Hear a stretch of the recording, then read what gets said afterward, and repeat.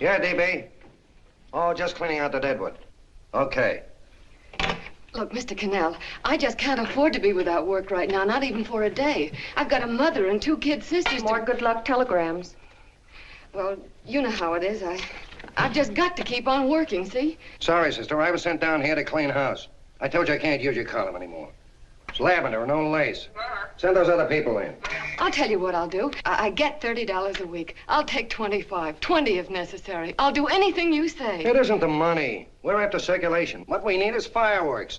People are going to hit with sledgehammers. Start arguments. Oh, I can do that. I know this town inside out. Oh, give me a chance, All please. right, come in. Cashier's got your check. Who are these people? Gibbs, Frawley, Cunningham, Giles. Hey, you sister. Don't forget to get out your last column before you pick up your check.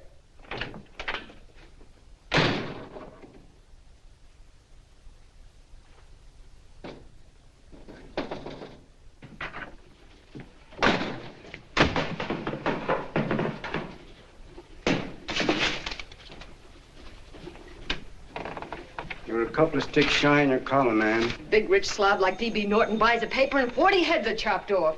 Did you get it, too? Yeah. You too? Oh, Joe. Oh, I'm sorry, darling. Why don't we tear the building down?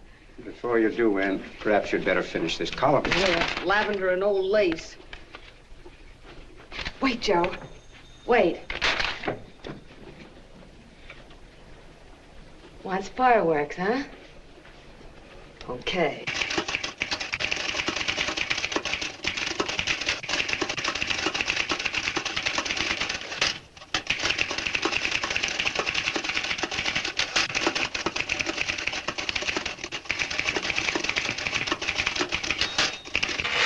Here.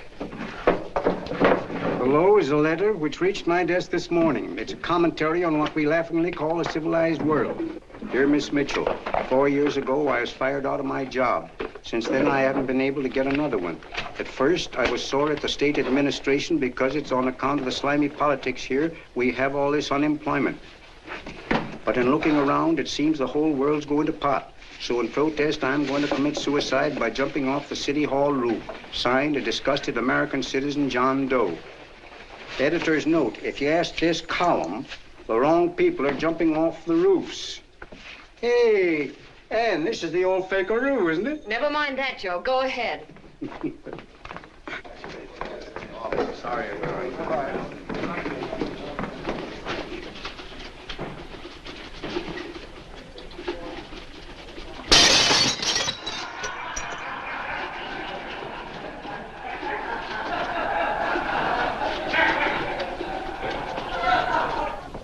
And it's because of the slimy politics that we have all this unemployment here. There it is. That's D.B. Norton's opening attack on the governor. Why, Jim, it's just a letter sent into a column. No, I can smell it. That's Norton. Good morning, gentlemen. Good morning, Governor. Morning, You're rather early. Governor, did you happen to see this in the new bulletin? Yes. I had it served with my breakfast this morning. Jim thinks it's D.B. Norton at work. Of course it is. Oh, come, Jim. That little item, D.B. Norton does things in a much bigger way. This is his opening attack on you, Governor. Take my word for it. What did he buy a paper for? Why did he engage a high-pressure editor like Cannell for? He's in the oil business. I tell you, Governor, he's after your scalp. All right, Jim, all right. Don't burst a blood vessel. I'll look into it. Will you get me Spencer of the Daily Chronicle, please? Yes, I saw it, Governor. If you ask me, that's a phony letter. Why, that gag has got whiskers on it. Okay, I'll get the mayor and maybe the Chamber of Commerce to go after them. Get Mayor Lovett on the phone. Sorry, the mayor's busy on the other phone. Yes, I know, Mrs. Brewster. It's a terrible reflection on our city. I've had a dozen calls already. Spencer of the Chronicle. Hold him. Just a minute. Yes, Mrs. Brewster. I'm listening. I insist that this John Doe man be found and given a job at once. Now, if something isn't done about it, I'll call out the whole auxiliary. Yes, and the junior auxiliary, too. We'll hold a meeting and see that it is. Yes, Spencer? Who? The governor? Well, what about me? It's my building he's jumping off of, and I'm up for re-election, too. What are you doing? Get Cannell at the bulletin. Why, he's liable to go right past my window. Get me Cannell. What was that? What? Out the window. Something just flew by. I didn't see anything. Well, don't stand there, you idiot. Go and look. Open the window. Oh, why did he have to pick on my building? Is there a crowd in the street? No, sir. Then maybe he's caught on a ledge. Look again. I think it must have been a seagull. A seagull? What's a seagull doing around the city hall? That's a bad omen, isn't it? Oh, no, sir. The seagull is a lovely bird. It's all right, Mrs. Brewster. It was just a seagull. Can I help? Nothing's happened yet. No, I'm watching. Don't worry, Mrs. Brewster. Just leave it all to me. Spencer, I'll call you back. Hello, Canal? What are you doing? This is the mayor. Yes, Mayor Lovett. How many times are you going to call me? I've got everybody and his brother and sister out looking for him. Did you see the box I'm running? An appeal to John Doe. Think it over, John. Life can be beautiful, says Mayor. If you need a job, apply to the editor of this paper and so forth and so forth. Okay, Mayor, I'll let you know as soon as I have something. What? Well, pull down the blinds. Been up to Miss Mitchell's house, boss. Boy, she's in a bad way. Where is she? Hey, do you know something? She supports a mother and 2 kids. What do you know about that? Did you find her? No. Her mother's awful worried about her. When she left the house, she said she was going on a roaring drunk. The girl, I mean. Go out and find her. Sure. Hey, but the biggest thing I didn't tell you, her old man's Doc Mitchell. You know the doctor saved my mother's life and wouldn't take any money for it? You remember that. Okay, boss, I'll go and look for her. Holy smokes, Commissioner, you've had 24 hours. Okay, Hawkshaw, grab a pencil. Here it is again.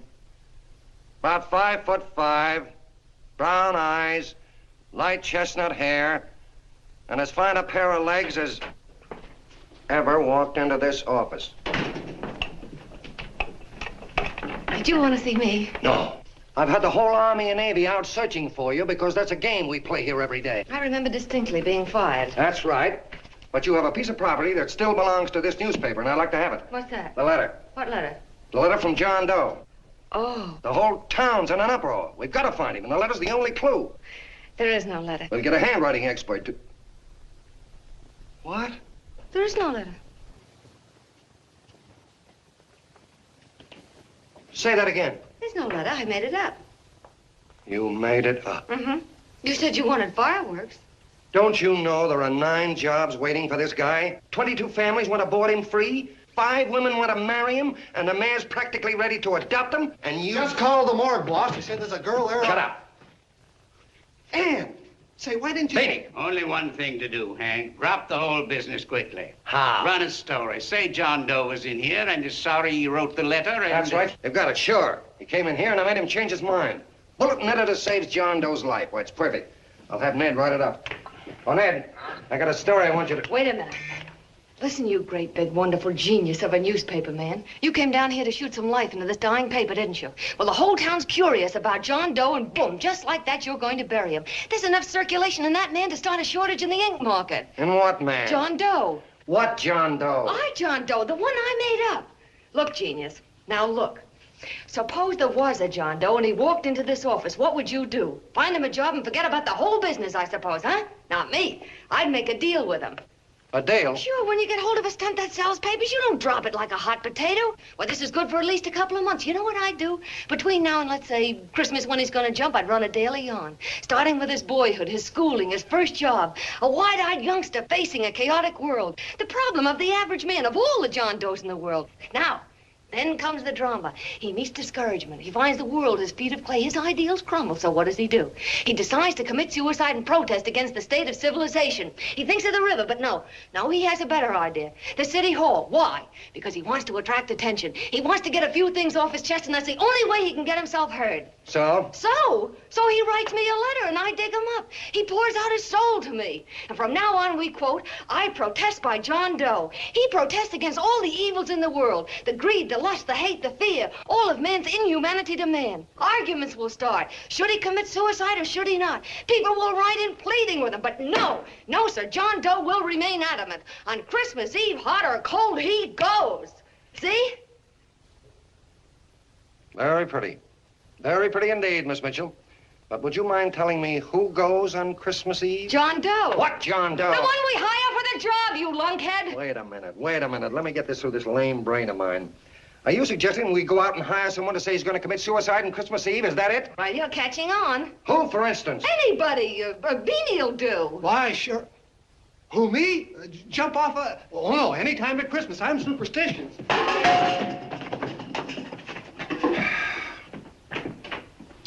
Miss Bishop, do me a favor. Will you go on out and get married and have a lot of babies, but Stay out of newspaper business. Better get that story in, Hank. It's getting late. You're supposed to be a smart guy. If it was raining $100 bills, you'd be out looking for a dime you lost someplace. Holy smokes, wasting my time listening to this mad woman. Look, Chief, look at the Chronicle. It's running on John Doe. They say it's a fake. Why, the no good that... John Doe story, amateur journalism. It's palpably phony. It's a wonder anyone is taking it serious. What do you think of those guys? That's fine. That's fine. Now fall right into their laps. Go ahead. Say John Doe walked in and called the whole thing off. You know what that's going to sound like on top of this. That's all, Ned. Thank you. All right. Amateur journalism, huh? Why, that bunch of sophomores, I can teach them more about... Hey, boss, get a load of this. What? Look. What do they want? They all say they wrote the John Doe letter. Oh, they all wrote the letter. Tell them all to wait. Look, Mr. Cannell, one of those men is your John Doe. They're desperate and will do anything for a cup of coffee. Pick one out and you can make the Chronicle eat their words. I'm beginning to like this. If you ask me, Hank, you're playing around with dynamite. No. The gal's right. We can't let the Chronicle get the laugh on us. We've got to produce a John Doe now. Amateur journalism, huh? I'll show those guys. Sure, and there's no reason for them to find out the truth either, because naturally, I won't say anything. Okay, sister, you get your job back. Plus a bonus. What bonus? Oh, the bonus of $1,000 the Chronicle was going to pay me for this little document. You'll find it says that I, Ann Mitchell, hereby certify that the John Doe letter was created by me. I can read. Sorry. You think this is worth $1,000, do you? Oh, the Chronicle would consider it dirt cheap. Packs everything, including a gun. Okay, sister, you got yourself a deal. Now let's take a look at the candidates. The one we pick has got to be the typical average man. Typical American that can keep his mouth shut. Show me an American who can keep his mouth shut and I'll eat him. Okay, Beanie, bring him in one at a time.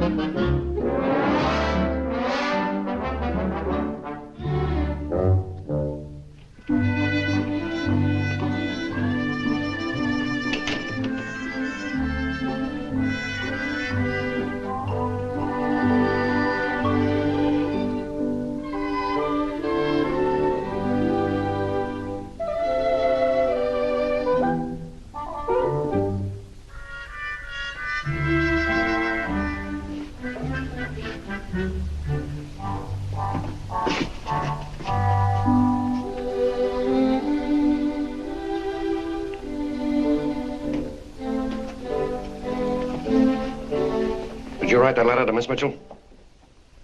No, I didn't. What are you doing up here, then?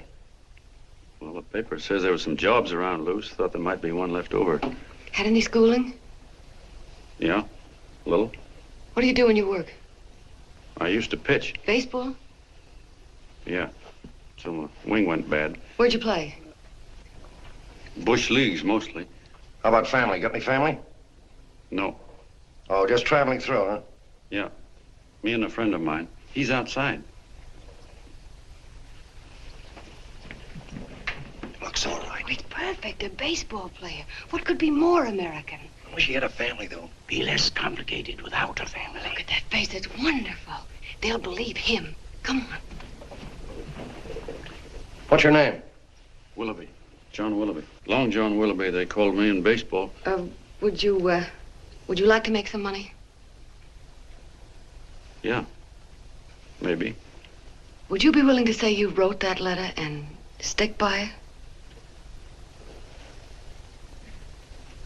it? I get the idea. Yeah, maybe. That's our man. He's made to order. I don't know. He don't seem like the kind of a guy that'd fall in line. When you're desperate for money, you do a lot of things, Mr. Cannell. He's our man, I tell you. He's fainted. Get the water quickly. Hurry up, Pop. Oh. Right here, sit down. You all right? Yeah, I'm all right. How many is that, 6?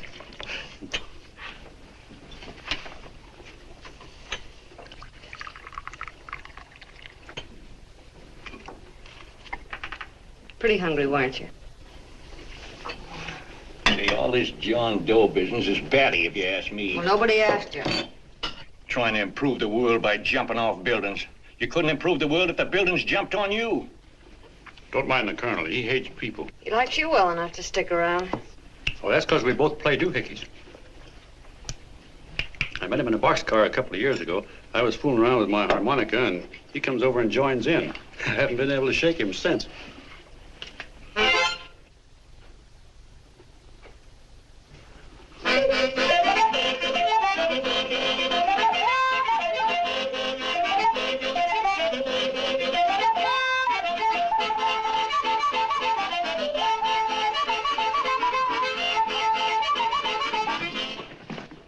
Here he is. No, you can't take pictures of him like that, eating a sandwich and with a beard. But he's going to jump off a building. Yes, but not because he's out of a job. That's not news. This man's going to jump as a matter of principle. Well, maybe you're right. We'll clean him up and put him in a hotel room under bodyguards. We'll make a mystery out of him. Did you speak to Mr. Norton? Thinks it's terrific. Says for us to go the limit. Wants us to build a bonfire under every big shot in the state. Oh, swell. Is that the contract? Yeah. What's he doing here? Friend of his. They play duets together. Duets? But can we trust him? Oh. I trust him.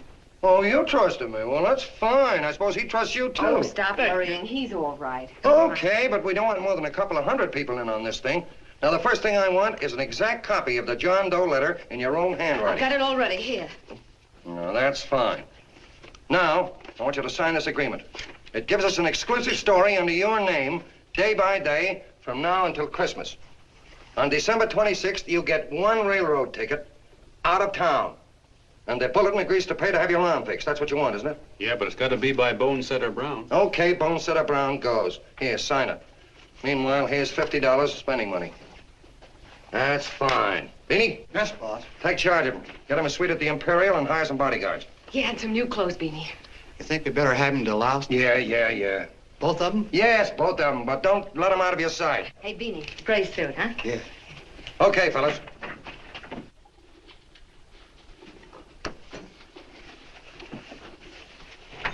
Take it easy, John Doe. And you start pounding that typewriter. Oh, boy, this is terrific. No responsibilities on our part, just statements from John Doe, and we can blast our heads off. Before you pop too many buttons, don't forget to make out that check for $1,000.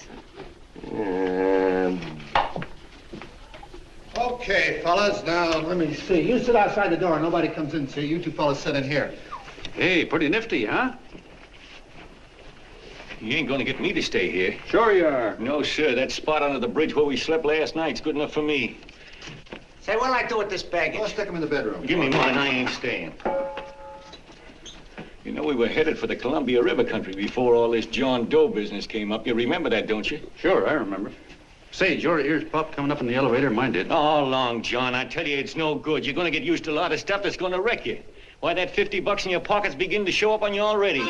And don't pull that on me, neither. Stop worrying, Colonel. I'm gonna get my arm fixed out of this. Hey, here's some cigars the boss sent us. Have one. Hey, Help cigars. yourself. No.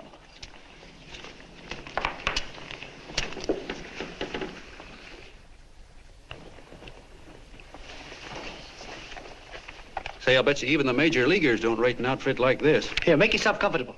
Paper? Yeah, I don't read no papers, and I don't listen to radios either. I know the world's been shaped by a drunken barber, and I don't have to read it. I've seen guys like you go under before. Guys that never had a worry. Then they got a hold of some dough and went goofy. The first thing that happens to a guy... Hey, did you get a load of the bedroom? No. The first thing that happens to a guy like that, he starts wanting to go into restaurants and sit down at a table and eat salads and cupcakes and tea. Boy, what that kind of food does to your system.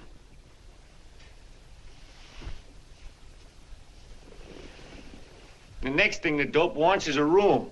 Yes, sir, a room with steam heat and curtains and rugs. And before you know it, he's all softened up and he can't sleep unless he has a bed.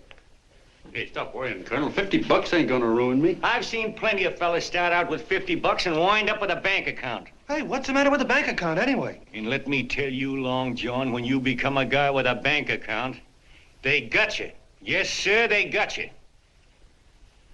Who's got him? The helots. Who? Hey, there's the City Hall tower I was supposed to jump off of. It's even higher than this. Who's got him? The helots. Woo! Hey, wait a minute! You're not supposed to jump till Christmas Eve. Do you want to get me in a jam? If it's going to get you in the jam, I'll do you a favor. I won't jump. And when they got you, you got no more chance than a road rabbit. Hey, who'd you say was going to get him? Say, is this one of those places where you ring if you want something? Yeah, just use the phone. Boy, I've always wanted to do this. Hey, Doc, look. Look, Doc. Give me that again, will you? Who's going to get him? The helots. Who are they? Listen, Sucky, you ever been broke? Sure, mostly often. All right. You're walking along. Not a nickel in your jeans. You're free as the wind. Nobody bothers you. Hundreds of people pass you by in every line of business. Shoes, hats, automobiles, radios, furniture, everything. And they're all nice, lovable people. And they let you alone. Well, is that right? Then you get a hold of some dough, and what happens? All those nice, sweet, lovable people become helots. A lot of heels. They begin creeping up on you, trying to sell you something. They get long claws, and they get a stranglehold on you. And you squirm, and you duck, and you holler, and you try to push them away, but you haven't got a chance. They got you. First thing you know, you own things. A car, for instance. Now your whole life is messed up with a lot more stuff. You get license fees, and number plates, and gas, and oil, and taxes, and insurance, and identification cards, and letters, and bills, and flat tires, and dents, and traffic tickets, and motorcycle cops, and courtrooms, and lawyers, and fines, and 1,000,001 other things. And what happens? You're not the free and happy guy you used to be. You gotta have money to pay for all those things. So you go after what the other fellas got. And there you are. You're a helot yourself.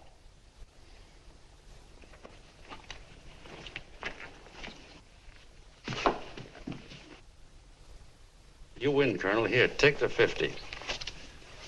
Go out and get rid of it. You bet I will, just as fast as I can. I'm gonna get some canned goods, a fishing rod, and the rest I'm gonna give away. Give away? Hey, get me a pitcher's glove. I gotta get some practice. Say, he's giving it away. I'm gonna get me some of that. Hey, come back here, you helot. Will you send up 5 hamburgers with all the trimmings, 5 chocolate ice cream sodas, and 5 pieces of apple pie? No, apple with cheese. Yeah, thanks.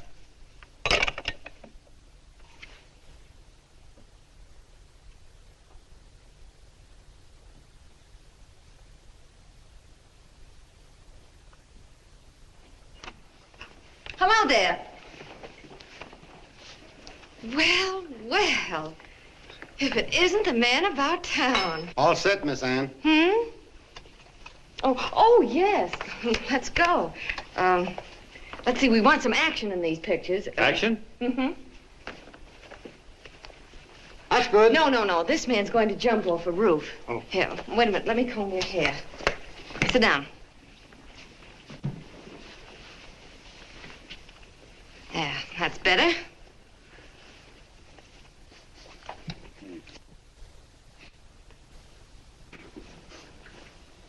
You know, he's got a nice face, hasn't he? Yeah, he's pretty. Yeah, sit down, quiet egghead. All right, now a serious expression. Can't. I'm feeling too good. Oh, come on now, this is serious. You're a man disgusted with all of civilization. With all of it? Yes, you're sore at the world. Come on now. Oh, crabby guy, huh? Yeah. No.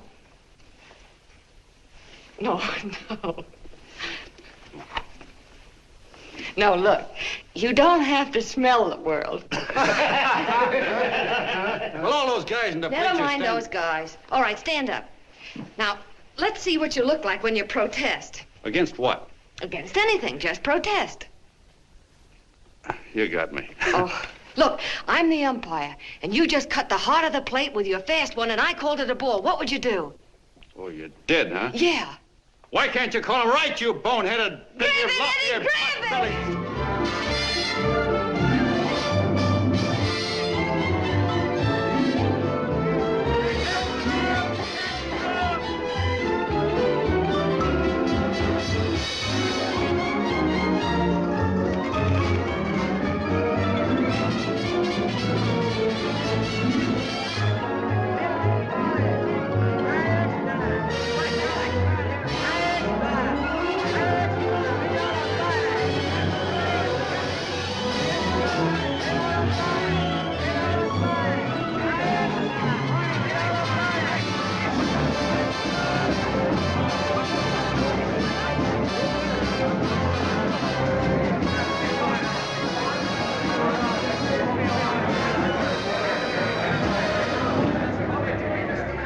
I don't care whose picture they're publishing.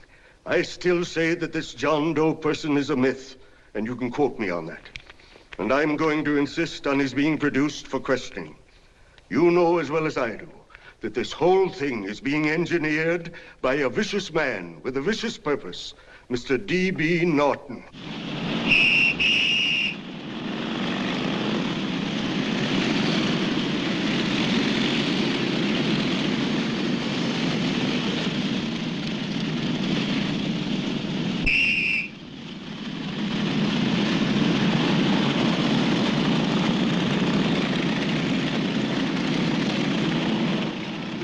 And Miss Mitchell are at the house, sir. Oh, they are? All right, come on. Personally, I think it's just plain stupidity to drop it. Now, you should see his fan mail, thousands. Why, it's going over like a house afire. What are you afraid of, Canelo? It's doubled our circulation. Yeah, but it's got everybody sore. Ads are being pulled. The governor's starting a libel suit. What's more, they all know John Doe's a phony, and they insist on seeing Well, what about it? Let them see him. We'll go on one better. They can also hear him. You own a radio station, Mr. Norton. Why not put him on the air? Watch out for this damn DB. She'll drive you batty. Oh, Look, what? we can't let him get to this Bush League pitcher and start pumping him. Good night. Now, tell him what that screwball might do. I walk in yesterday, here he is, standing on a table with a fishing pole, fly casting. Take my advice and get him out of town before this thing explodes in our faces. If you do, Mr. Norton, you're just as much of a dumb cluck as he is. Excuse me. No, you got yourself a meal ticket and you hate to Sure, let go. it's a meal ticket for me, I admit it, but it's also a windfall for somebody like Mr. Norton who's trying to crash national politics. That's what you bought the newspaper for, isn't it? You want to reach a lot of people, don't you? Well, put John Doe in the air and you can reach 130 million of them. He can say anything he wants and they'll listen to him. All right, we'll forget the governor and the mayor and all the small fry like that. This can arouse national interest. If he made a hit around here, he can do it every place else in the country. And you'll be pulling the strings, Mr. Norton. Go down to the office and arrange for some radio time. Why, DB, you're not going to As fall. soon as possible. Okay. I just came in to get warm myself. Come on, let's go. Don't you go. I want to talk to you.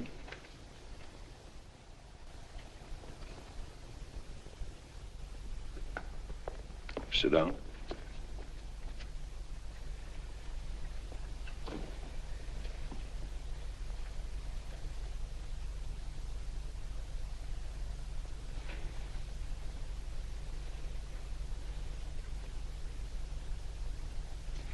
Hey, this John Doe idea was yours, huh? Yes, sir.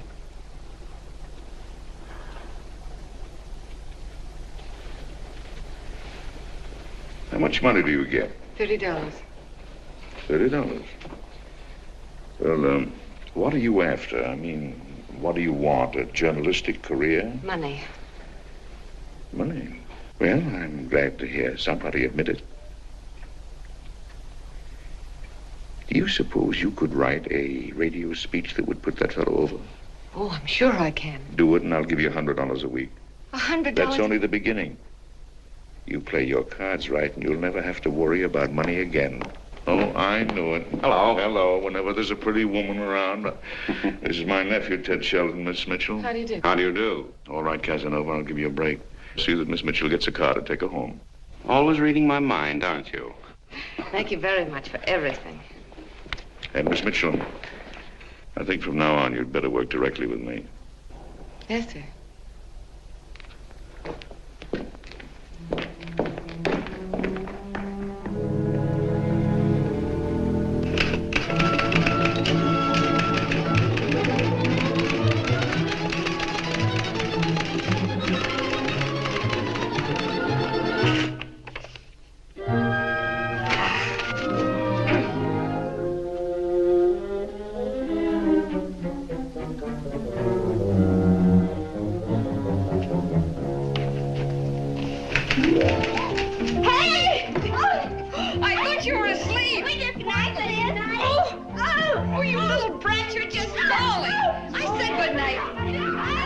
Come, children.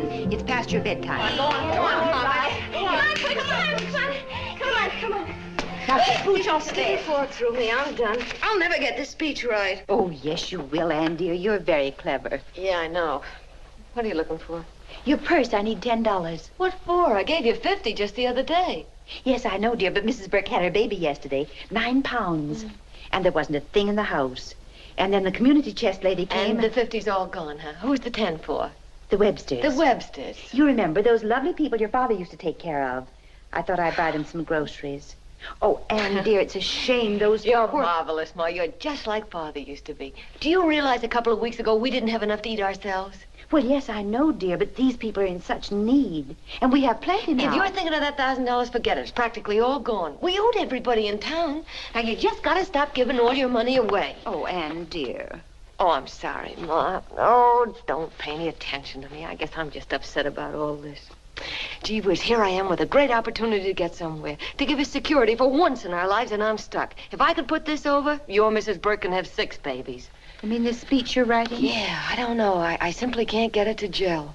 I created somebody who's going to give up his life for a principle. Hundreds of thousands of people are going to listen to him over the radio. And unless he says something that's sensational, it's just no good. Well, honey, of course, I don't know what kind of a speech you're trying to write, but judging from the samples I've read, I don't think anybody will listen. What? Darling, there's so many complaining political speeches. People are tired of hearing nothing but doom and despair on the radio. If you're going to have him say anything, why don't you let him say something simple and real, something with hope in it? If your father were alive, he'd know what to say. Oh, yeah. Father certainly would. Wait a minute.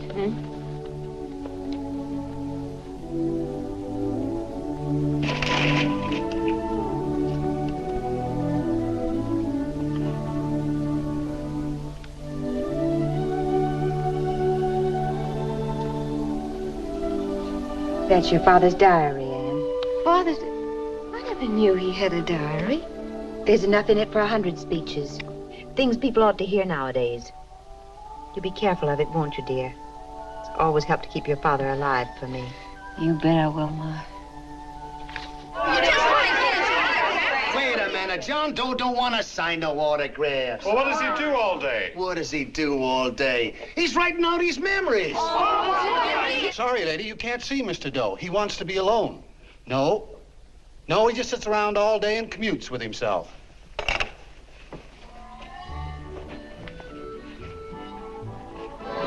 Oh!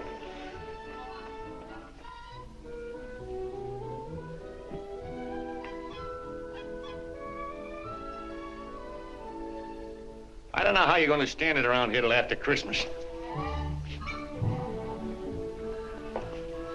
I'll bet you ain't heard a train whistle in 2 weeks.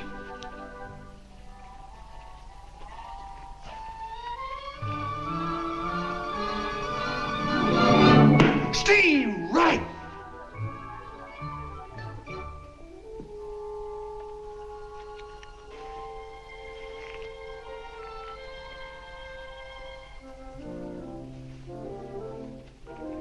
I know why you're hanging around.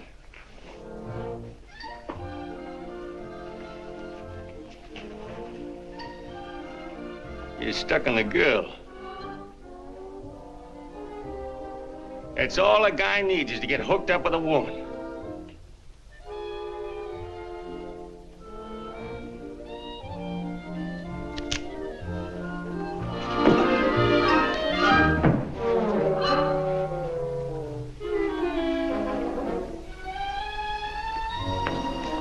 What was that, a single?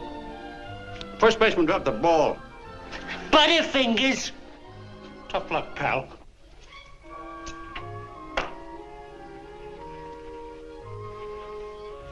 Guy has a woman on his hands. First thing he knows, his life is balled up with a lot more things. Furniture and...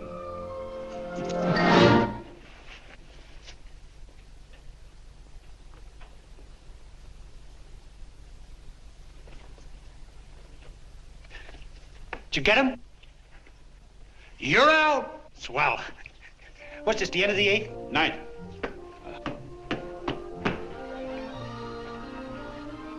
Hey, Beanie, there's a couple of mugs from the Chronicle snooping around out here. Huh. Come on, Angel Face. Gangway. What's the score, Angel Face? 3-2, off paper. Gee, that's great.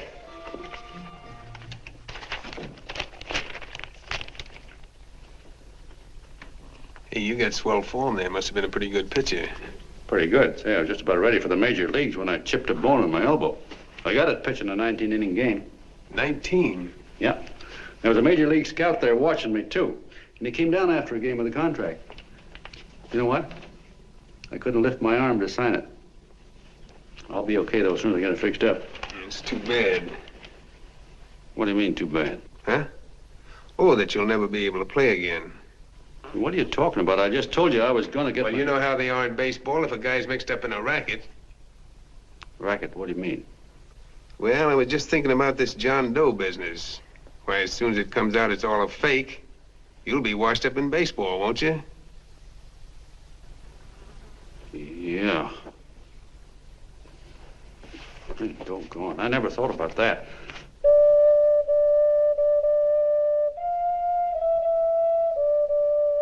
Gosh. And another thing, what about all the kids in the country? The kids that idolize ball players. What are they gonna think about you? Yeah. Hey, Colonel.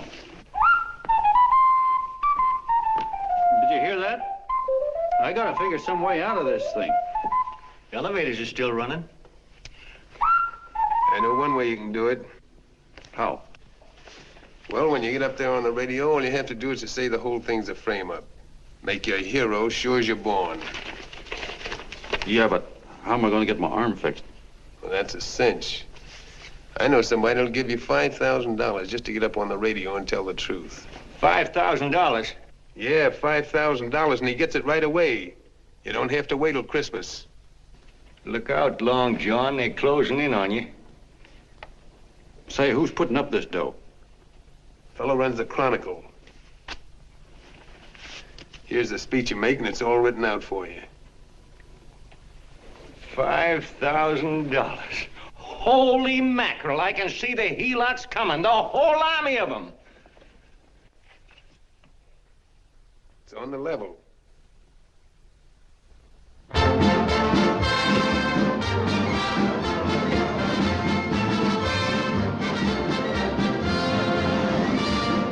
No, I'm sorry. Tickets for the broadcast are all gone.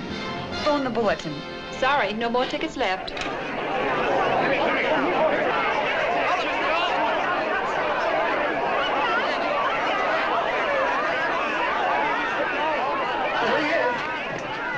Hello, John. All set for the big night? Swell. Turn around. One moment. Now stand still. Hold it, Mr. Doe. Hold it. Big smile, Mr. Doe. That's right. Okay, Jeannie, that's All right, all. Take him stand out. here. Come on, Now, look, John, here's the speech. It's in caps and double spaced. You won't have any trouble reading it. Not nervous, are you? No. Of course not. He wouldn't be.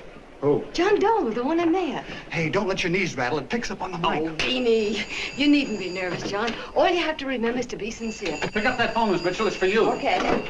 Hello? Yes, Mother. Oh, thank you, darling. Oh, there he is, the poor dear man. Oh, good luck to you, Mr. Doe. We want you to know that we're all for you. The girls all decided that you're not to jump off any roof. Even if we have to we'll stop it. You got the speech I gave you? Yeah. Now, look. I'll give this money to the colonel just as soon as you get started. We'll have a car waiting at the side entrance for you. Okay. How'd you get in here? Huh? Oh, I just came in to wish him luck. Come on, out. Mother says good luck, too. John, when you read that speech, please believe every word of it. He's turned out to be a wonderful person, John. Who? John Doe, the one in the speech. Oh. You know something? I've actually fallen in love with him. All right, there he is, sister. Now, come on, plenty of both. What's the idea? No, that's too much. Not so much. Come on. That's it. Oh, this is no time for cheap publicity, Mr. Cannell. Listen, if that guy lays an egg, I want to get something out of it. I'm getting a Jane Doe ready. Oh, come on. Yeah. Will you, fellas? Give me a All right, chance. that's I enough. have to raise Just one more, will No, you, that's please? fine, honey. You go ahead. All right, I After need you've one been more. Go ahead. How you doing? Oh. All right, Benny, bring him in. Holy smoke, a half a helot. There you are, boss, just like you ordered. Symbols of little people. Okay, get him up. All right, young fella. This is ridiculous, Mr. Cannell. Come on, give me a chance. The man's on the air. Come on, Look at him. Oh, fellas, of course you can have all the pictures you want. No, come on. Ask you can have a... Come on, that's right. Do what you can get all the pictures you want. Thank you very much. Come on. Well, yeah, that's right. Come on, Snooks, you better bail out. Okay, goodbye, Mr. Doe. Beanie. All right.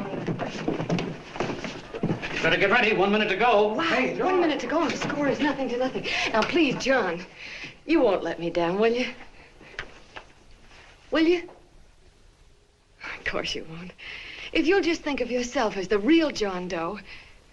Listen, everything in that speech are things a certain man believed in. He was my father, John. And when he talked, people listened. And they listened to you, too. Funny. You know what my mother said the other night? She said to look into your eyes, that I'd see Father there. Hey, what do you say? Okay, we're coming. Come on. Now, listen, John, you're a pitcher. Now get in there and pitch.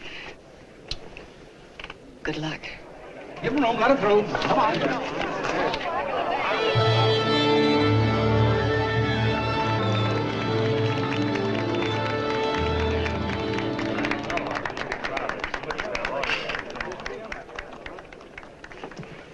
Hey, let's get out of here. There's the door right there. Hey, what are you doing here? That's what I'd like to know. Come on, out. Hey, he's a friend of mine. Never mind, let him alone. He's all right.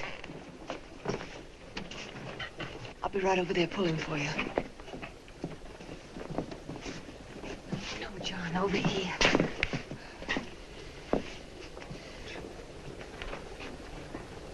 Stand by.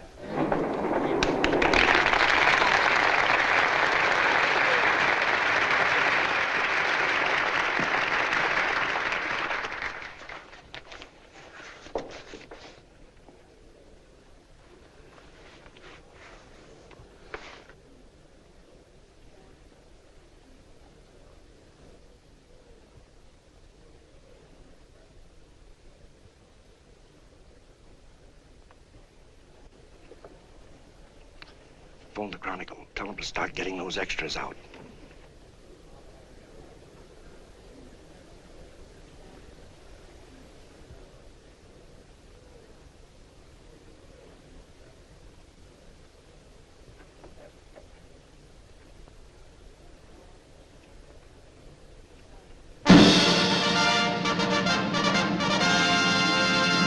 And good evening, ladies and gentlemen. This is Kenneth Fry speaking for the New Bulletin. Tonight we give you something entirely new and different.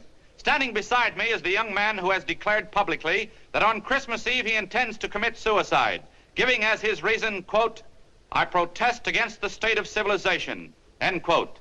Ladies and gentlemen, the New Bulletin takes pleasure in presenting the man who is fast becoming the most talked of person in the whole country, John Doe.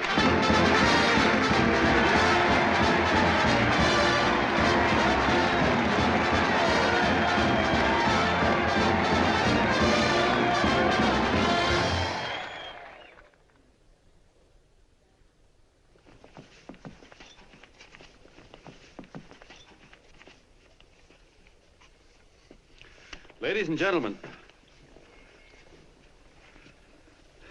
I am the man you all know as John Doe. I took that name because it seems to describe the average man. And that's me. And that's me. Well, it was me before I said I was going to jump off the city hall roof at midnight on Christmas Eve. Now I guess I'm not average anymore. Now I'm getting all sorts of attention. From big shots, too. We've been double-crossed. The mayor and the governor, for instance. They don't like those articles I've been writing. You're an imposter, young fellow. That's a pack of lies you're telling. Who wrote that speech for you? Benny, get that guy. Hey, kid.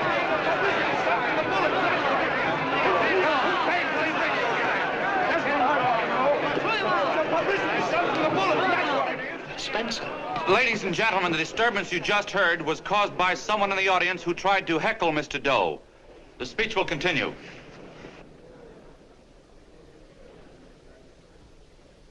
Well, people like the governor and that fellow there can stop worrying. I'm not going to talk about them. I'm going to talk about us, the average guys, the John Does. If anybody should ask you what the average John Doe is like, you couldn't tell him because he's 1,000,001 things. He's Mr. Big and Mr. Small. He's simple and he's wise. He's inherently honest, but he's got a streak of larceny in his heart. He seldom walks up to a public telephone without shoving his finger into the slot to see if somebody left a nickel there.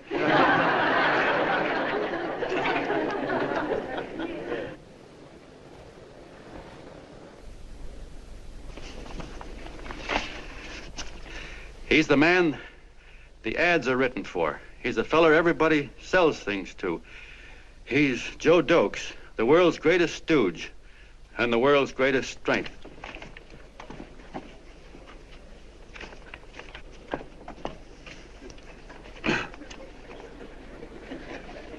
Yes, sir. Yes, sir, we're a great family, the John Does. We are the meek who are supposed to inherit the earth. You'll find us everywhere. We raise the crops, we dig the mines, work the factories, keep the books, fly the planes, and drive the buses. And when a cop yells, "Stand back there, you," he means us, the John Does. Well, what kind of a speech is that? Didn't you read it? We've existed since time began. We built the pyramids. We saw Christ crucified, pulled the oars for Roman emperors, sailed the boats for Columbus, retreated from Moscow with Napoleon, and froze with Washington at Valley Forge. Yes, sir. We've been in there dodging left hooks since before history began to walk. In our struggle for freedom, we've hit the canvas many a time, but we always bounce back because we're the people, and we're tough.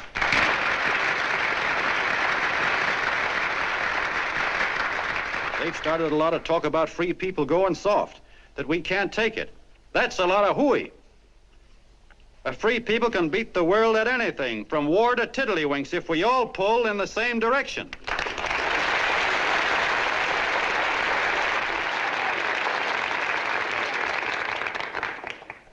I know a lot of you are saying, "What can I do? I'm just a little punk. I don't count." Well, you're dead wrong. The little punks have always counted, because in the long run, the character of a country is the sum total of the character of its little punks.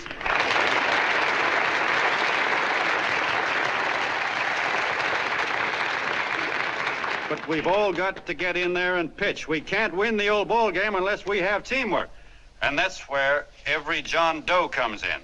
It's up to him to get together with his teammate. And your teammate, my friends, is the guy next door to you. Your neighbor. He's a terribly important guy, that guy next door. You're going to need him, and he's going to need you, so look him up. If he's sick, call on him. If he's hungry, feed him. If he's out of a job, find him one.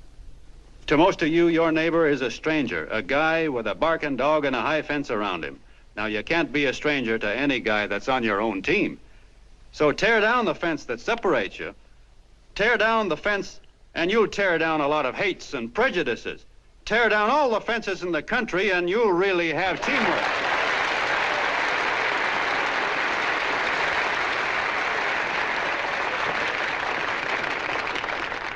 I know a lot of you are saying to yourselves, he's asking for a miracle to happen. He's expecting people to change all of a sudden. Well, you're wrong. It's no miracle. It's no miracle because I see it happen once every year, and so do you, at Christmas time. There's something swell about the spirit of Christmas, to see what it does to people, all kinds of people. Now, why can't that spirit, that same warm Christmas spirit, last the whole year round? Gosh, if it ever did, if each and every John Doe would make that spirit last 365 days out of the year, we'd develop such a strength, we'd create such a tidal wave of goodwill that no human force could stand against it. Yes, sir, my friends, the meek can only inherit the earth when the John Does start loving their neighbors. You better start right now. Don't wait till the game is called on account of darkness. Wake up, John Doe. You're the hope of the world.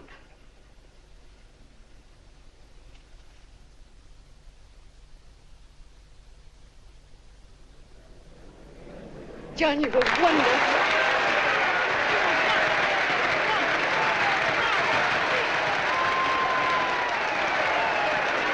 Let's get out of here. Now you're talking.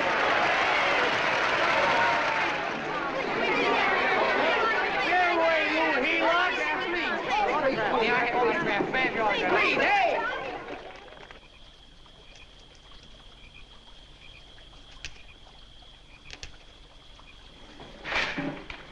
I knew you'd wake up sooner or later. Boy, am I glad we got out of that mess. I had the $5,000 sewed up. Could have been on my way to old Doc Brown. You're a pitcher, John, she says. Now, go in there and pitch. What a sucker. Yeah, she's a heel-out just like the rest of them. It's lucky you got away from her. What was I doing up there making a speech anyway? Me, huh? Geez, the more I think about it, the more I could... Tear down all the fences. Why, if you tore one picket off of your neighbor's fence, he'd sue you. $5,000 had it right in my hand. What do you mean he ran away? Well, go after him, find him. That man is terrific.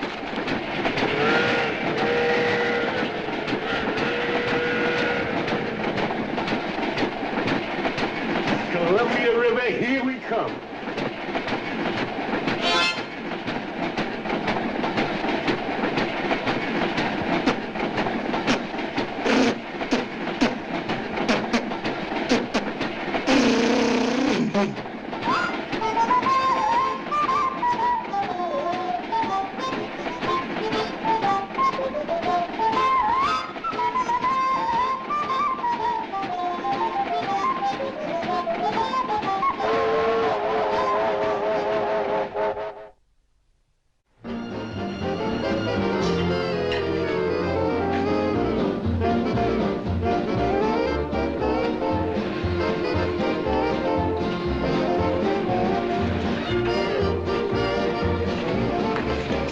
Jitterbugs. Yeah. Say, how much money we got left? 4 bits. Better make it donuts, huh? Yeah.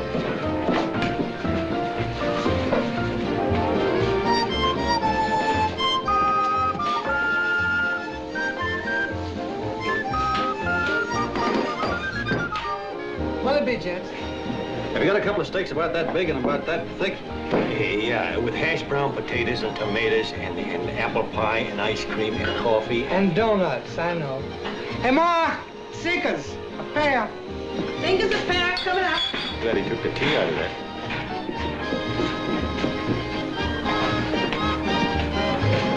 Hey, look. Join the John Doe Club. John Doe Club.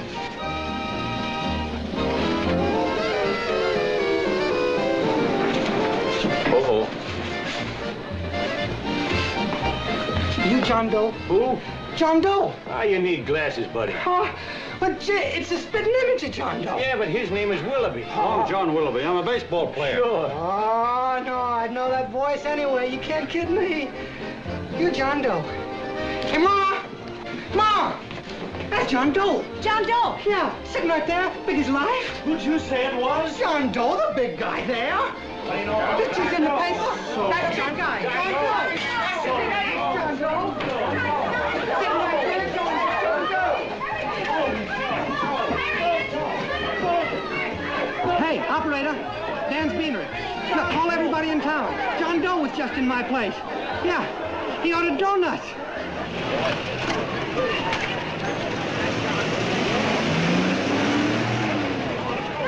John Doe. Let's see John Doe.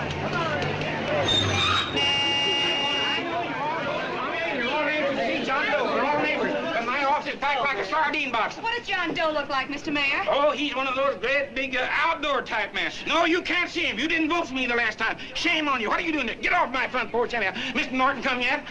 Oh, well, I wonder where he's at. What's keeping him? He should have been here 15 minutes ago. Oh, there he comes now. Now, everybody on your dignity. Don't do anything to disgrace us. A little town, but we got to show off. Better let me talk to him. All right, but present it to him as a great cause for the common man. Ah, here they come. Now, give him room down there. Give him room, folks. Come on now. Okay, come on. Here they come. Here they come. Here's Mr. Norton. How do you do, Mr. Norton? I'm Mayor Hawkins. You're Mr. Miles. Let me go, you darn fool. I'm the mayor. Mr. Norton. Mr. Norton. Mr. Norton. I'm Mayor Hawkins. Your office telephoned me to hold him. Well, that's fine. How is he? Oh, he's fine. He's right in my office there. You know, it's a great honor having John Doe here, and you too. Haven't had so much excitement since the old City Hall burned down. People are so excited and their tourists goes off. Oh, Matilda, darling, phone the newspapers, tell them Mr. Norton's here. Step right inside, Mr. Norton. My office. Very comfortable here, Mr. Norton. Just had it air conditioned. Gangway, please. Make room for Mr. Norton. Gangway. Gangway. Here he is, Mr. Norton. Well taken care of. The neighbors are serving him a light lunch. Hello, John. Well?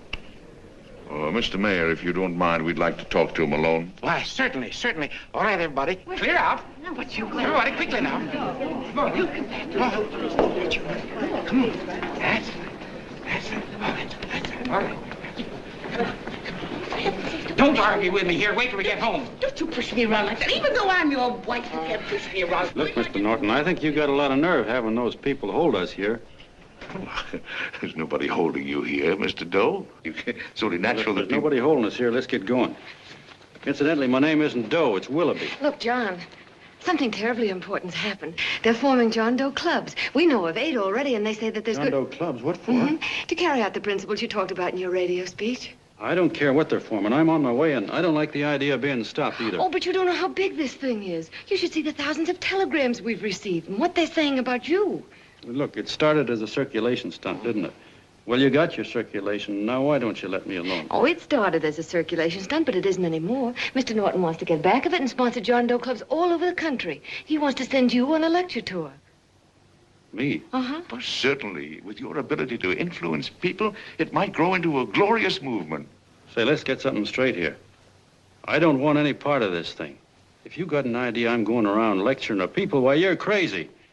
Baseball's my racket, and I'm sticking to it.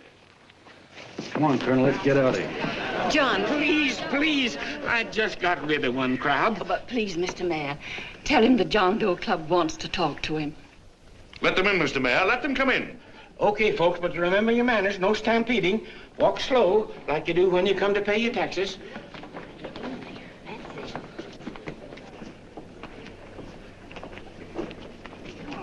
Okay. All right, give me a chance. Come right in. My name's Bert Hansen, Mr. Doe. I'm the head soda jerker at Schwabacker's drugstore. Well, sir, you see, me and my wife, we heard your broadcast, and we got quite a bang out of it, especially my wife. Kept me up half the night saying, that man's right, honey. The trouble with the world is nobody gives a hoot about his neighbor. That's why everybody in town's sore and cranky at each other. And I kept saying, well, that's fine, but how's a guy gonna go around loving the kind of neighbors we got? Old Sourpuss, for instance. You see, Sourpuss Smithers is a guy who lives all alone next door to us. He's a cranky old man that runs a second-hand furniture store. We haven't spoken to him for years. I always figured he was an ornery old gent that hated the world because he was always slamming his garage door and playing the radio so loud he kept half the neighbors up. Well, anyway, the next morning I'm out watering the lawn and I look over and there's Sourpuss on the other side of the hedge straightening out a dent in his fender. And my wife yells to me out the window. She says, go on, speak to him, Bert. And I figured, well, heck, I can't lose anything, so I yelled over to him, good morning, Mr. Smithers. He went right on pounding his fender. Was I burned? So I turned around to give my wife a dirty look, and she said, louder, louder, he didn't hear you. So in a voice you could have heard in the next county, I yelled, good morning, Mr. Smithers. Well, sir, you could have knocked me over with a feather. Old Sourpuss turned around, surprised-like, and he put on a big smile, came over and took my hand like an old lodge brother, and he said, good morning, Hanson. I've been wanting to talk to you for years, only I thought you didn't like me.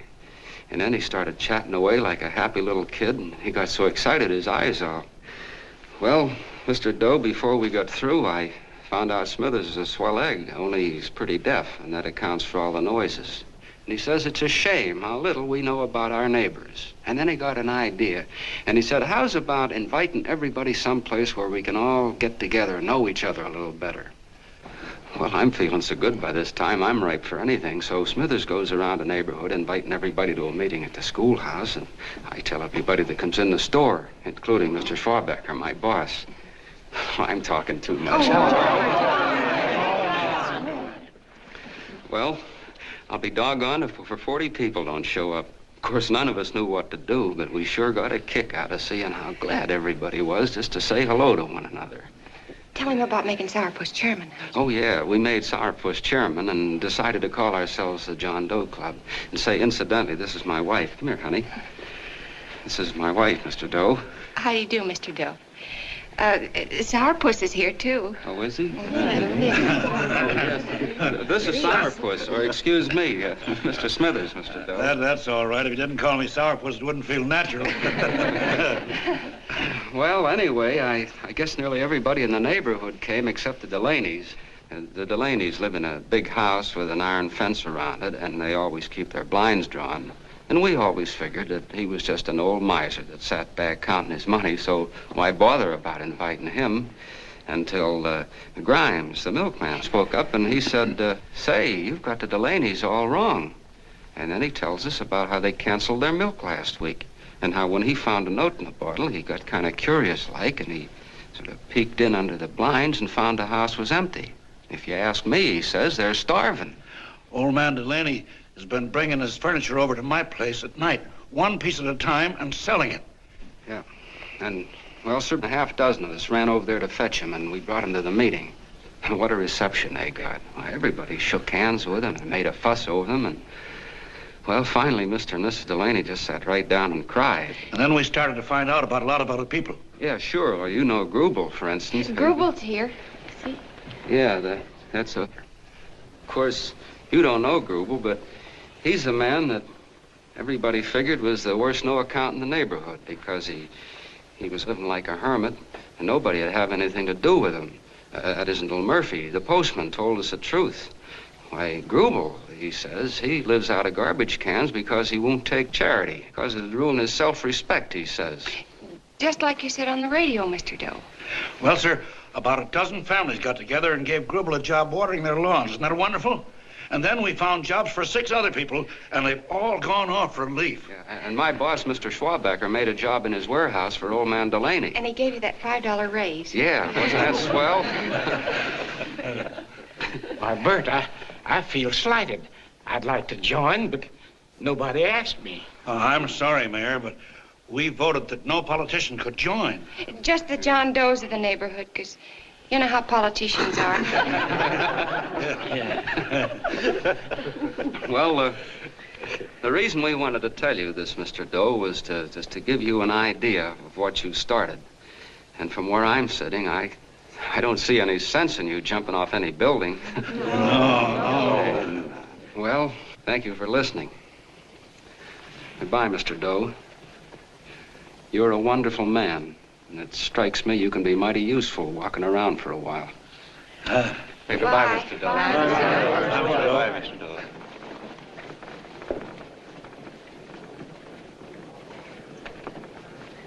I'm Mrs. Delaney, Mr. Doe, and God bless you, my boy.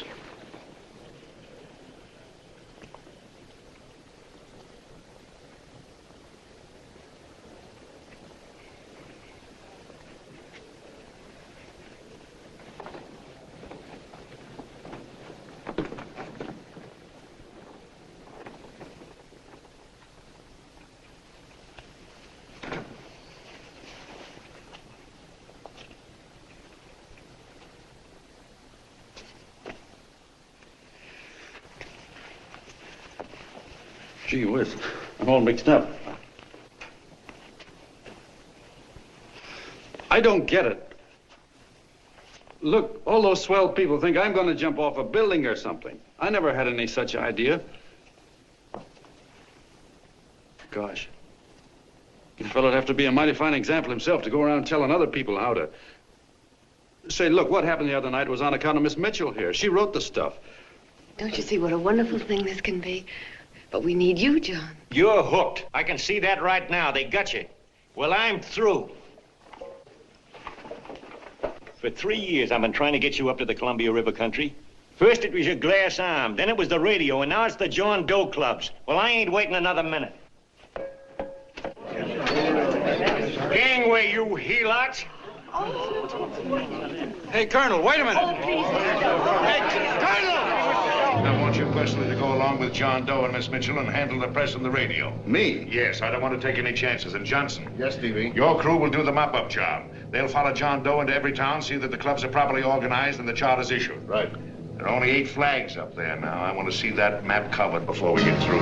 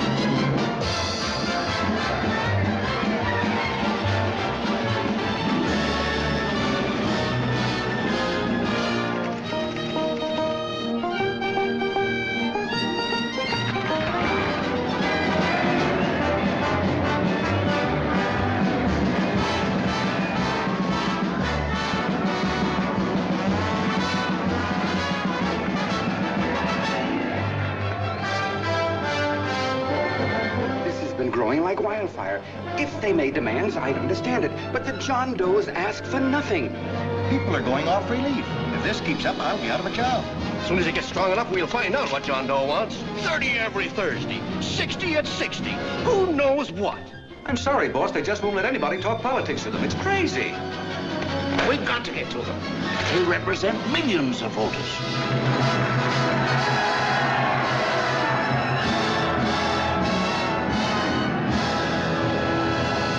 I tell you, ladies and gentlemen, this thing has been nothing short of a prairie fire. We've received so many applications for charters to the John Doe clubs, we haven't been able to take care of them. I'd hate to have that many pins stuck in me. This John Doe convention is a natural. It's going to put our city on the map. Why, over 2,400 John Doe clubs are sending delegates. Can you imagine that? You, Mr. Mayor, will be the official host. You will make the arrangements for decorating the city, parades, and a reception for John Doe when he gets home. And don't wear your high hat. No high hat? No high hat. And from you, Cannell, I want a special John Doe edition every day until the convention is over. And now, if you will, please step into the outer office and look your prettiest because there are photographers there to take pictures of this committee. Don't worry, Libby. Everything will be taken care of. Isn't it all too wonderful? Gather down here in a nice group now. Get a nice picture of you. Oh, Mr. Mayor, would you step down in the front row, please? You ladies get close to him. That's it. Well, I don't get it. Get what? Look, DB, I'm supposed to know my way around. This John Doe movement has cost you a fortune. Now, this convention is going to cost plenty. Well? Well, I'm stuck with 2 and 2, and I'm a sucker if I can make 4 out of it. Where do you come in? You'll have the satisfaction of knowing that my money has been spent for a worthy cause. I see. I better stick to running the paper, huh? I think maybe you better had. And Cannell, I'd like to have the John Doe contract, all the receipts for the money we advanced him, and the letter Miss Mitchell wrote, for which I gave her $1,000. Yes, sure. Well, we leave for the airport, half an hour. Is that Johnny boy's room? Better hustle him up. He'll be ready on time. He's packing now. Ah, good. Did you see his picture on the cover of Time? Yeah. I gotta give you credit, Annie girl. I've handled a good many big promotions in my time. Everything from a World's Fair to a channel swimmer. But this one has certainly got me spinning. And now a John Doe convention. Wow. Say, if you could only get him to jump off the City Hall roof on Christmas Eve, I'd guarantee you 500,000 people there. Charlie. Hmm? What do you make of him? Oh, Johnny boy? Well, I don't know what angle you want, but I'll give it to you quick. Number 1, he's got great yokel appeal, but he's a nice guy. Number 2, he's beginning to believe he really wrote that original suicide letter that you made up. Number 3, he thinks that you're Joan of Arc or something. Yeah, I know. Number 4, well, you know what number 4 is. He's nuts about you. Yeah, it's running out of his ears. You left out number 5. We're all heels, me especially. Holy smoke. Come in.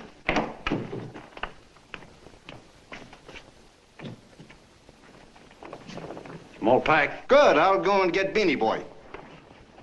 Okay, Charlie boy.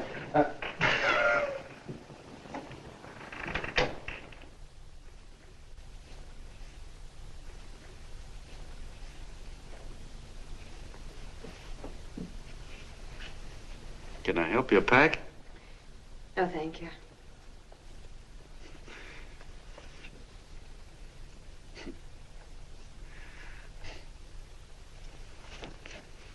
Do you care if I sit down out here? No.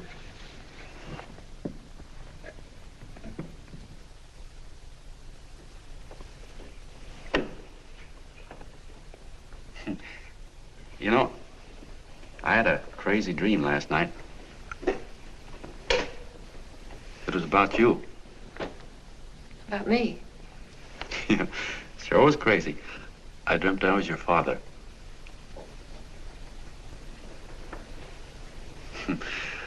There was something I was trying to stop you from doing. So I got up out of bed and I walked right through the wall here, right straight into your room. You know how dreams are. And there you were in bed. But you're a little girl, you know, about 10. And very pretty, too. So I shook you, and the moment you opened your eyes, you hopped out of bed and started running like the devil in your nightgown. You ran right out the window there, and you ran out over the tops of buildings and roofs and everything for miles. And I was chasing you. And all the time you were running, you kept growing bigger and bigger and bigger, and pretty soon you were as big as you are now, you know, grown up. And all the time I kept asking myself, what am I chasing her for? And I didn't know. Isn't that a hot one? Well, anyway, you ran into some place, and then I ran in after you, and when I got there you were getting married. And the nightgown had changed into a beautiful wedding gown. You sure look pretty, too. And then I knew what it was I was trying to stop you from doing. Dreams are sure crazy, aren't they? Well, would you like to know who it was you were marrying? Oh, a tall, handsome Hugh Bangy, I suppose. No, not that bad. It was that fellow that sends you flowers every day. What's his name? Mr. Norton's nephew? Ted Sheldon. Yeah, that's the one. But here's the funniest part of it all. I was the fella up there doing the marrying, you know, the justice of peace or something. You were? I thought you were chasing me. Well, yes, I was, but I was your father then, you see. But the real me, John Doe, or that is, Long John Willoughby, I was the fella up there with the book. You know what I mean? I guess so. Then what happened? Well, I took you across my knee and I started spanking you. That is, I didn't do it. I mean, I did do it, but it wasn't me, you see. I was your father then. Well, I held you across my knee and I said, Annie, I won't allow you to marry a man that's just rich or that has his secretary send you flowers. The man you marry has got to swim rivers for you. He's got to climb high mountains for you. He's got to slay dragons for you. He's got to perform wonderful deeds for you. Yes, sir. And all the time, the guy up there, you know, with the book, me, just stood there nodding his head. And he said, go to it, Pop. Whack her one from me, because that's just the way I feel about it, too. So he said, come on down here and whack her yourself. So I came down and I whacked you a good one, see? Then he whacked you, and I whacked you another one, and we both started whacking you like... Well, if you're through whacking her, come on, let's get going. Okay, fellas, right in here. You go out the side entrance, there's a bunch of autograph seekers out front. We'll be down with the bags in a minute. Come on, don't make a government project out of this. Hi, Benny. When's our plane take off again? Couple of minutes. How many people do you think we've talked to already, outside the radio, I mean? Oh, I don't know. About 300,000. 300,000. What makes them do it, Ann? What makes them come and listen and get up their John Doe clubs the way they do? I've been trying to figure it out. Look, John, what we're handing them are platitudes, things they've heard 1,000,000 times. Love thy neighbor, clouds have silver linings, turn the other cheek. It's just a... Yeah, I heard them 1,000,000 times, too, but there you are. Maybe they're like me, just beginning to get an idea of what those things mean. You know, I never thought much about people before. They were always just somebody to fill up the bleachers. And the only time I worried about them is when they didn't come in to see me pitch. You know, lately I've been watching them when I talk to them. I could see something in their faces. I could feel that they were hungry for something. You know what I mean? Maybe that's why they came. Maybe they're just lonely and wanted somebody to say hello to. I know how they feel.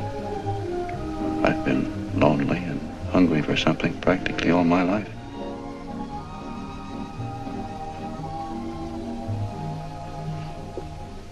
All aboard, folks.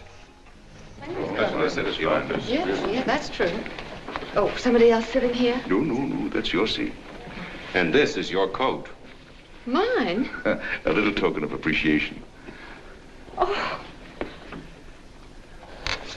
Oh, it's beautiful, D.B. Well, I don't quite know what to say. Well, don't say anything at all. Just sit down. Oh. Go ahead, open it. Oh. lovely. And a new contract goes with it. Well, come on, spring it. You've got something on your mind. It must be stupendous. You know, that's what I like about it. Right to the point, like that. All right, Practical Annie, here it is. Tomorrow night, before a crowd of 15,000 people and talking over a nationwide radio hookup, John Doe will announce the formation of a third party. A third party? Yes, the John Doe Party. Devoted entirely to the interests of all the John Does all over the country, which practically means 90% of the voters. He will also announce the third party's candidate for the presidency. A man whom he personally recommends, a great humanitarian, the best friend the John Does have. Mr. D.B. Norton. Yes.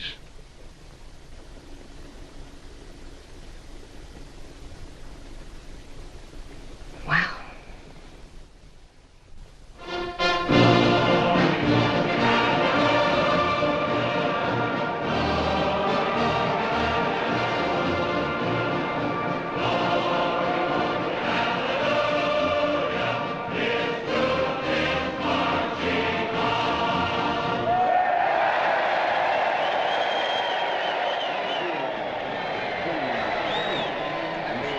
And although the opening of the convention is hours off, the delegates are already pouring into the ballpark by the droves, with lunch baskets, banners, and petitions asking John Doe not to jump off any roof. No matter how you look at it, it's still a phenomenal movement. These John Does, or the hoi polloi, as you've heard people call them, have been laughed at and ridiculed, but here they are, gay and happy, having traveled thousands of miles, their expenses paid by their neighbors, to come here to pay homage to their hero, John Doe.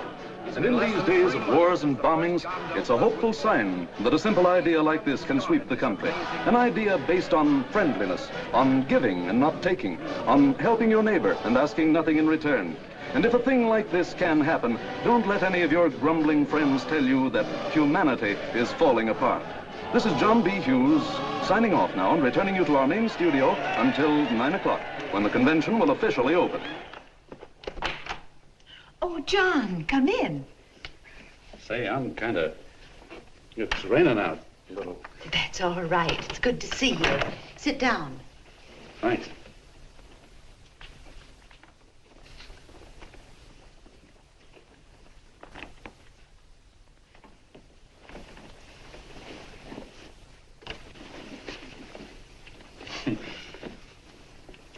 It's for Anne.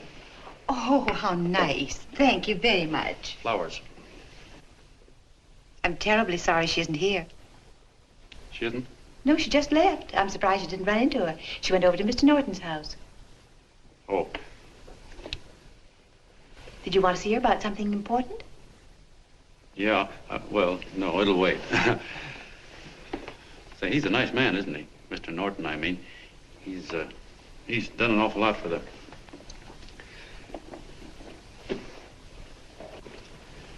Well, say, my coat's pretty wet. I'm afraid I might have wet the couch a little.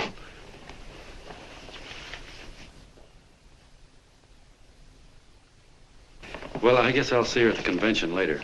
Yes, of course. I'll see that she gets the flowers. Thanks. Good night, Mrs. Mitchell. Good night, John.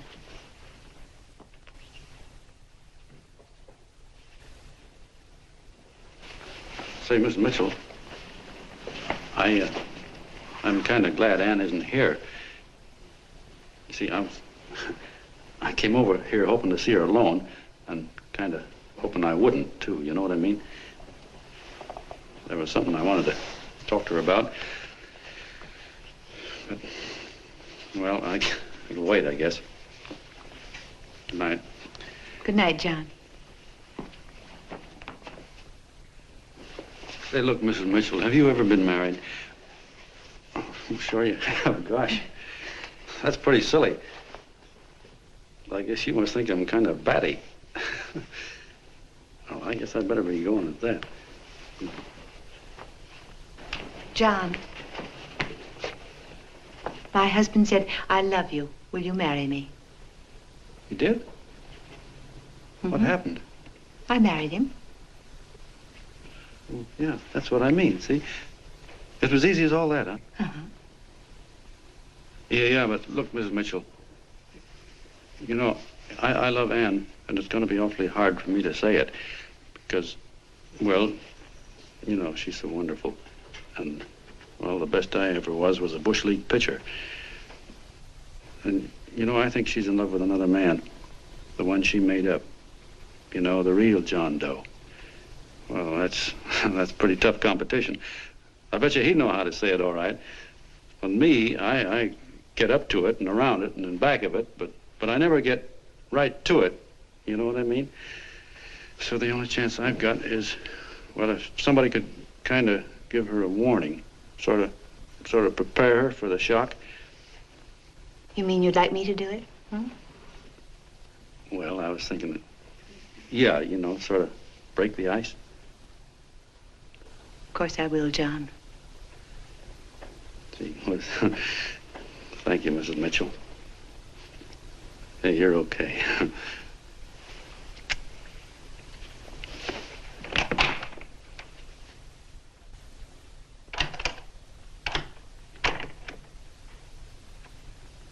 This John Doe meeting is going to be one of the biggest things that ever happened. Why, they're coming from all over. Trains, boxcars, wagons. Look out! Hello, bodyguards. Hey, had your dinner yet? Not yet. Oh, that's all right. Well, look, no, go ahead and have your dinner. Wait a minute, John.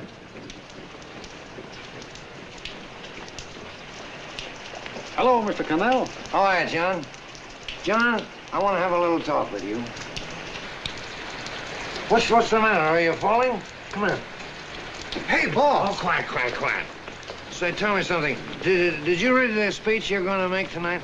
No, I never read the speeches before I make them. I get more of a kick out of it that way. Uh-huh. It's just exactly what I thought. Beanie, go on down to the office, tell Pop to give you the speech. There's a copy on my desk. Gee whiz, boss, you know Mr. Norton told me not to leave him, not even for a minute. Go on. We'll be at Jim's bar up the street. You're a nice guy, John. I like you. You're gentle. I always like gentle people. Me, I'm hard. Hard and tough. I got a use for hard people.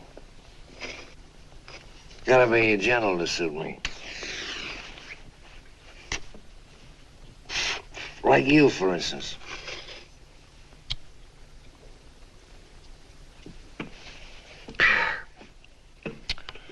Yep, I'm hard. But you want to know something? I've got a weakness. Never guessed that, would you? Well, I have.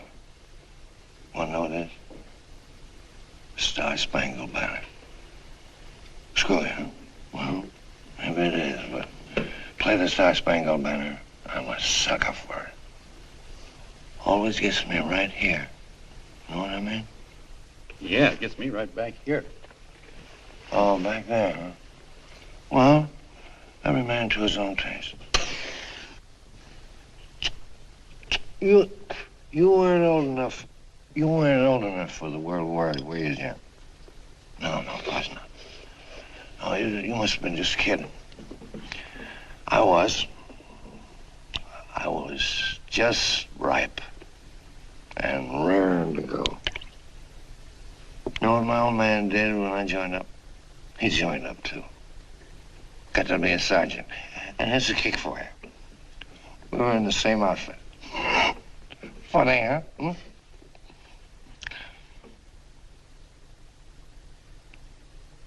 He was killed, John. I saw him get it. I was right there, and I saw it with my own eyes.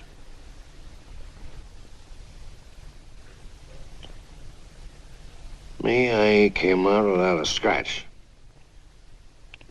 That is, excepting my ulcers.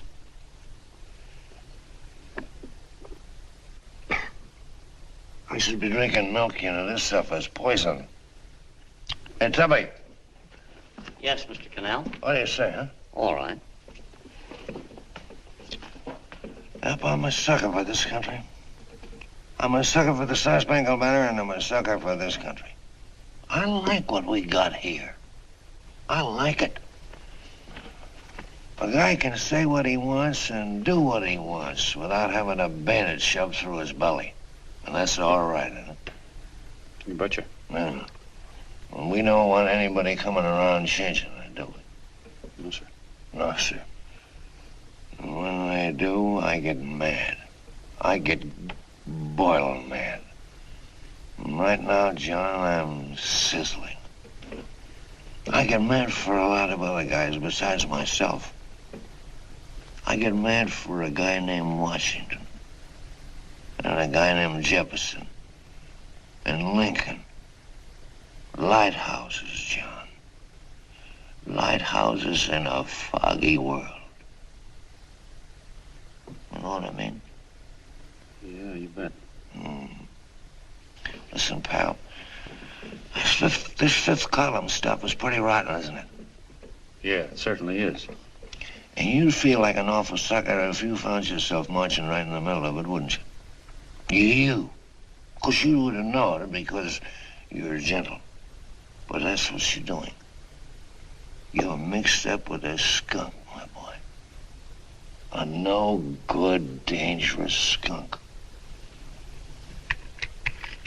Say, you're not talking about Mr. Norton, are you?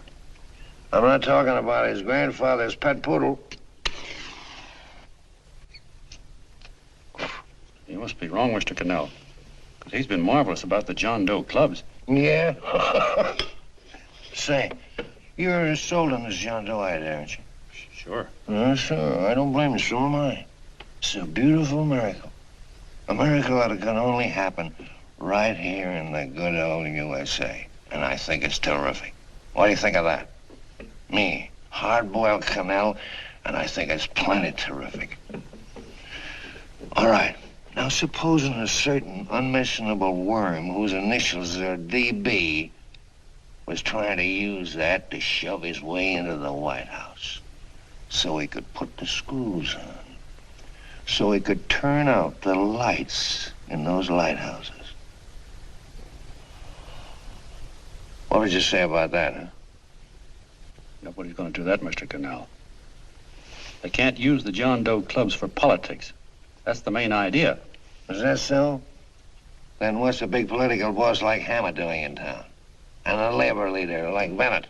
And a lot of other big shots are up at DB's house right now. Wolves, John. Wolves. Waiting to cut up the John Does. Wait till you get a gander at the speech you're going to make tonight. You're all wet. Miss Mitchell writes those speeches. Nobody can make her write that kind of stuff. They can't, huh? Who do you think writes them? My Aunt Emma? I know she writes them. And gets a big bonus for doing them, too. A mink coat and a diamond bracelet. Don't write them. Why, that gold-grabbing dame would double-cross her own mother for a handful of Chinese yams. Shut up. If you weren't drunk, I'd... Hey, boss. Here's the speech, boss. Hey. Go on and read it, John, and then start sucking. Hey, wait a minute, Mr. Doe. Tubby? Yes, sir. Better bring me a glass of milk. I'm smoking too much. Yes, Charlie? Got everything all set? Fine. John Doe been taken care of? Good. How many people do you think will be there? 15,000? Oh, my, that's fine. Now, listen, Charlie. As soon as John Doe stops talking about me, I want you to start that demonstration. And make it a big one, you understand? Don't worry about that, DB. My boys are there. They'll take care of it. What? Yes, I'll be there 15 minutes after I get your call. Why, Mr. Doe. Where are they? In the dining room, sir.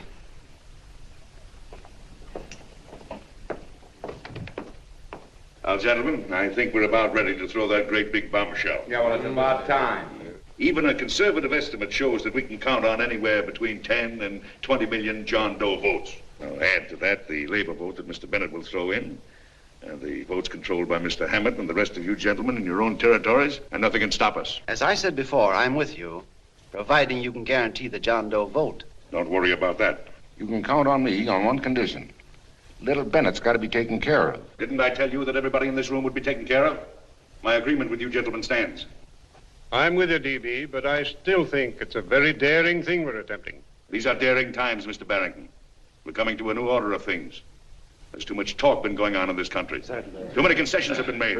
What the American people need is an iron hand. You're right. Right, that's true. You're quite right, B.B. Discipline.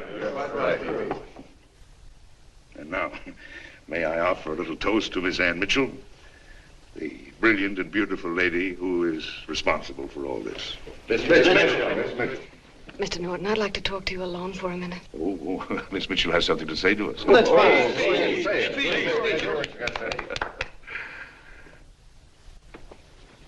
Hello.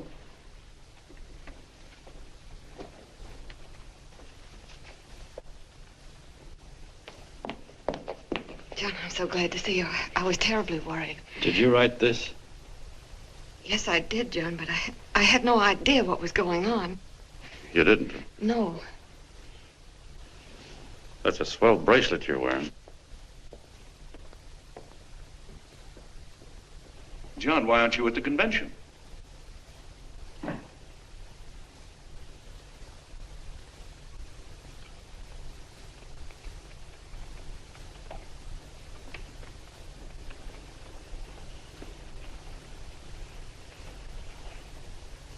Is there anything wrong? No, nothing's wrong. Everything's fine.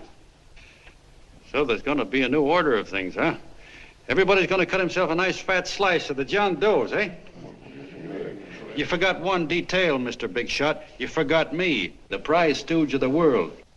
Why, if you or anybody else thinks he's going to use the John Doe clubs for his own rotten purpose, he's going to have to do it over my dead body. Oh, hold on a minute, young man. Hold on. That's rather big talk.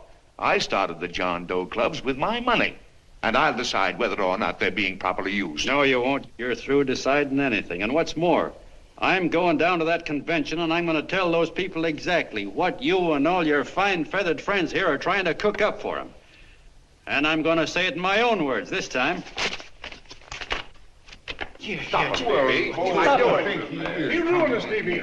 Wait a minute, fella. My uncle wants to talk to you. Listen to me, my son. Before you lose your head completely, may I remind you that I picked you up out of the gutter and I can throw you right back there again?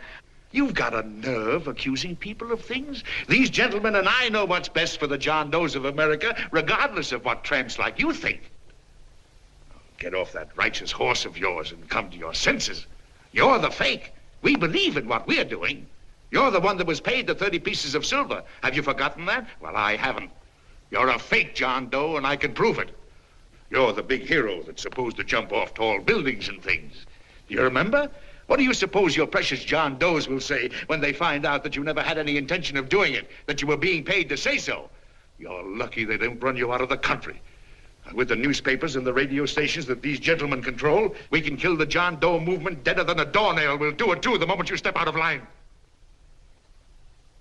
Now, if you still want to go to that convention and shoot your trap off, you go ahead and do it.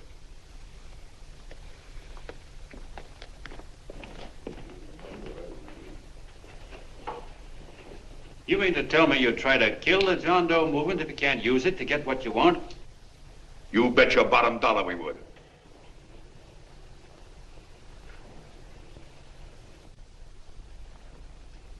Well, that certainly is a new low. I guess I've seen everything now. You sit there back of your big cigars and think of deliberately killing an idea that's made millions of people a little bit happier. An idea that's brought thousands of them here from all over the country, by bus and by freight and jalopies and on foot, so they could pass on to each other their own simple little experiences. Why, look, I'm just a mug and I know it, but I'm beginning to understand a lot of things. Why, your type's as old as history. If you can't lay your dirty fingers on a decent idea and twist it and squeeze it and stuff it into your own pocket, you slap it down. Like dogs, if you can't eat something, you bury it. Why, this is the one worthwhile thing that's come along. People are finally finding out that the guy next door isn't a bad egg. That's simple, isn't it? And yet a thing like that's got a chance of spreading till it touches every last doggone human being in the world, and you talk about killing it. Why, when this fire dies down, what's going to be left? More misery, more hunger, and more hate. And what's to prevent that from starting all over again? Nobody knows the answer to that one, and certainly not you with those slimy, bollocksed up theories you got.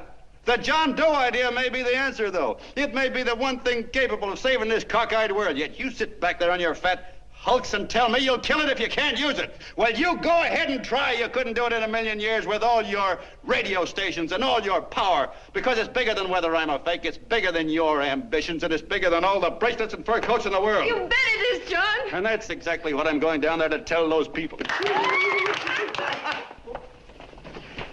Wait a minute, you ungrateful rat. My uncle's been too good. Getting away. Give me the bullet. John! I've always told you, D.B., you're playing with dynamite. Which way? All right, now, get away. Before he gets through tonight, he'll ruin us all. I'll stop him cold. Don't worry, I've been ready for this. John! Oh, John, please listen to me. Please, I can explain everything, John. I didn't know what they were going to do. Let me go with you, John. John, please. Go ahead, driver. Ballpark. Explain it to you, John. Please let me go with you. Please. John! Mr. Martin wants to see you. Listen to me, Mayor Lovett. You do as I say. I want them both arrested. You tell the police department to pick up Cannell. I've got the girl here. I've got the bullet. I don't care what you charge him with. If you're worried, let him go in the morning, but keep him in jail overnight. Hello, Bulletin. Put Pat Pryor on.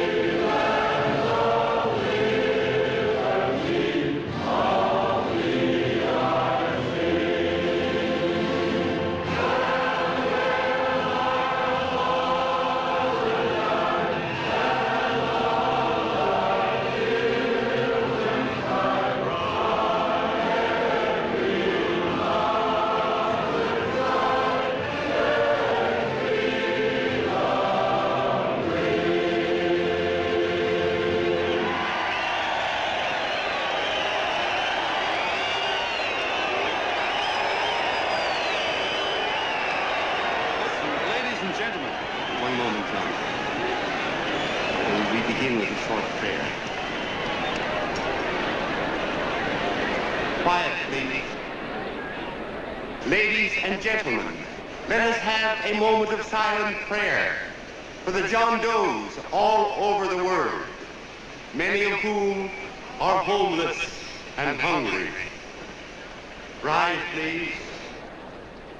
Everybody rise.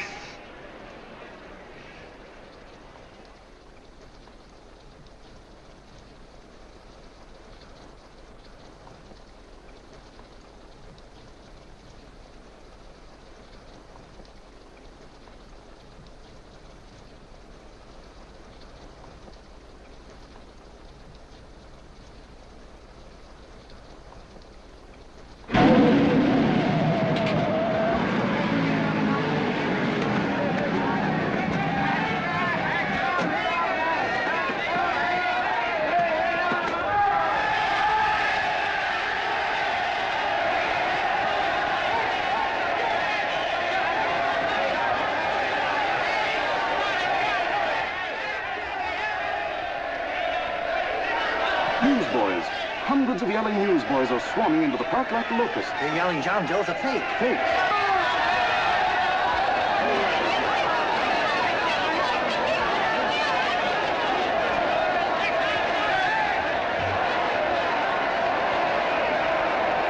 Federal investigation urged by Chamber of Commerce. How could he be a fake? It must be some kind of a gag. A what? A gag. A gag.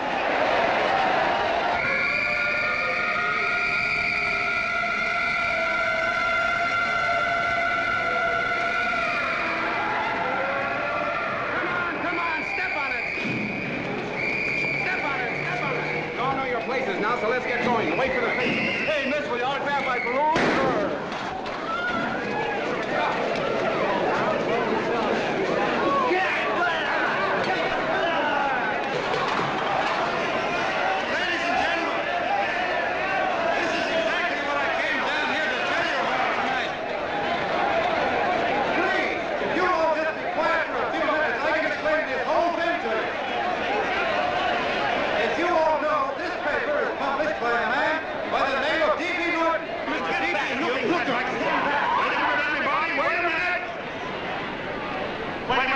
Gentlemen, my name is D.B. Norton. You all know me. I accuse this man of being a faker. We've been taken for a lot of suckers, and I'm the biggest of the lot. I spent a fortune backing this man in what I believe to be a sincere and worthy cause, just as you all did. And now I find out it's nothing but a cheap racket cooked up by him and 2 of my employees for the sole purpose of collecting dues from John Does all over the country. That's a lie. It's not a lie. Nickels and dimes to stuff into their own pockets. You can read all about it in the newspapers there. That's a lie. Listen, ladies and gentlemen, don't believe what... This man had no intention of jumping off the top of a building. He was paid to say so. Do you deny that? That's got nothing to do with it. Were you paid for it or weren't you? Yes, I was paid, but there happened... And what about the suicide note? You didn't write that either. What difference did you write it or didn't you? No, I didn't write it. Well, you bet your life you didn't. You look in your papers, ladies and gentlemen, and you'll find Miss Nixon's signed confession that she was the one who wrote it. Listen, folks, it's a fact that I didn't write the letter. There, you see, he admits it. You're a fake John Doe. For what you have done to all these good people, they ought to run you out of the country. And I hope they do it.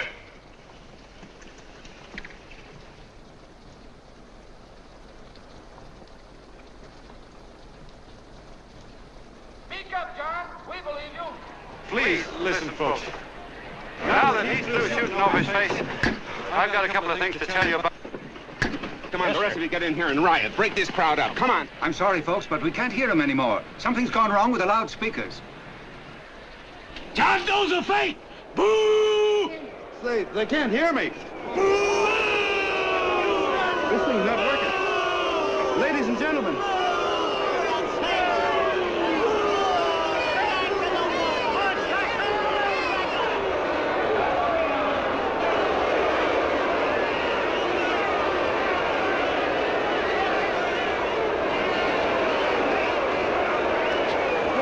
This thing's bigger than whether I'm a fake. Look, Kurt, you believe me, don't you? Sure, I believe you. Walking my legs off, thinking up 5,000 signatures for a phony. Well, there you are, Mr. Doe. 5,000 names asking you not to jump off any roof. It makes no difference, Bert. The idea's still good. We don't have to give up our club. Yeah, well, you can have it. They're starting to throw things. Somebody's going to get hurt. I'm afraid it'll be John Doe. Listen to that mob. I've got to go to him. All right, lady. Hey, what's your order? Let me go. I want to go to him. Oh, please. Please let me go. They're crucifying him. I can help him. Sorry, sister. We got orders to hold. Orders from who? Can't you see it's a framer? And no wonder they won't let me go. They won't let me go. Listen, folks. You gotta listen to me, everybody. Back to the jungle, you hobo! Just another racket! Stick to your clubs. We've been fed baloney so long, we're getting used to it. The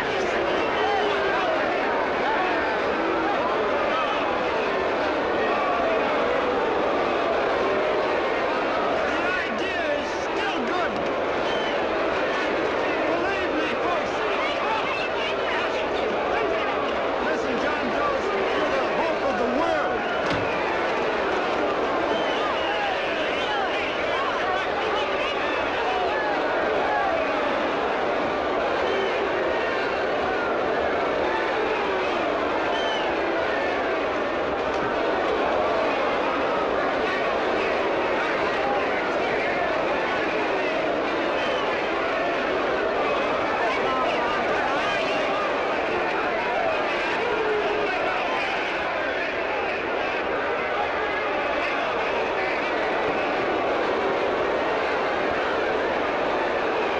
He's finally managed to get him out of the park.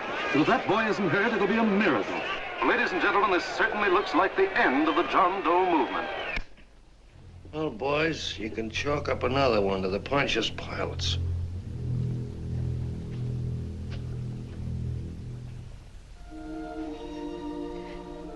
I should have been there. I could have helped him. He was so all alone. A lot of us are going to be mighty ashamed of ourselves after tonight. We certainly didn't give that man much of a chance.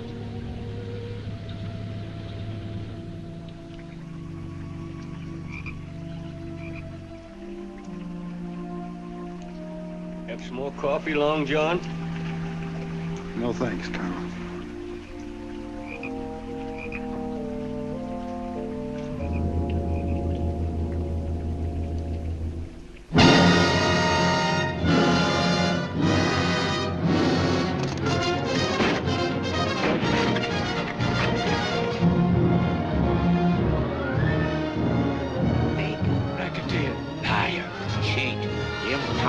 Why don't you jump? Christmas Eve at midnight. Bye, Mr. Doe. You're a wonderful man. And God bless you, my boy. Now get in there and catch. You're a fake John Doe, and I can prove it. You're the big hero who's supposed to jump off tall buildings and things. Do you remember? What do you suppose your precious John Does will say when they find out that you never had any intention of doing it, that you were being paid to say so? Christmas Eve at midnight.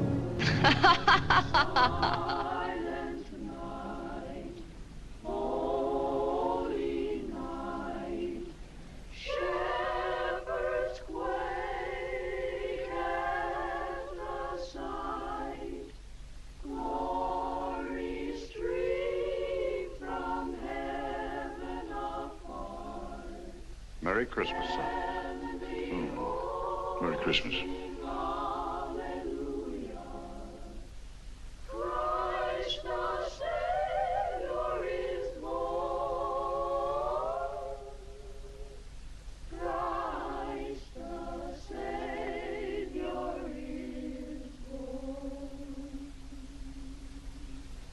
Thank you, sir.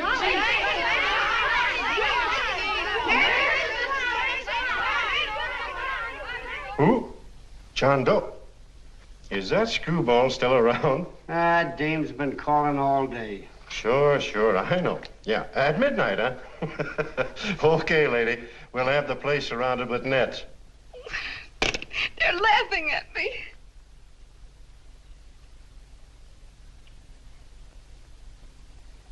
You're a sick girl, Anne. You better take it easy. Whom are you calling now? You called that number not 10 minutes ago. Hello, Mr. Cannell. Have you seen him yet? Have you... Now listen, Ann, he can't possibly get in without our seeing him. I'm watching the side door and the colonel's out front, so stop worrying. Oh. Thank you.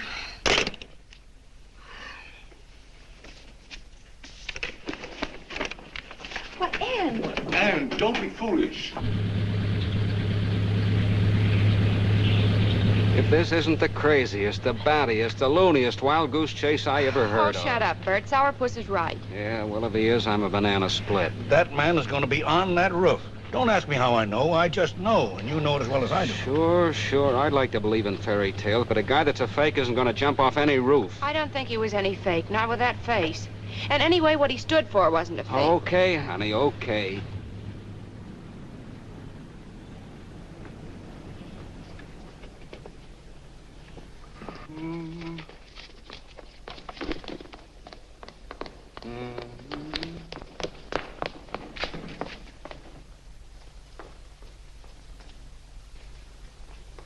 Elevators ain't running.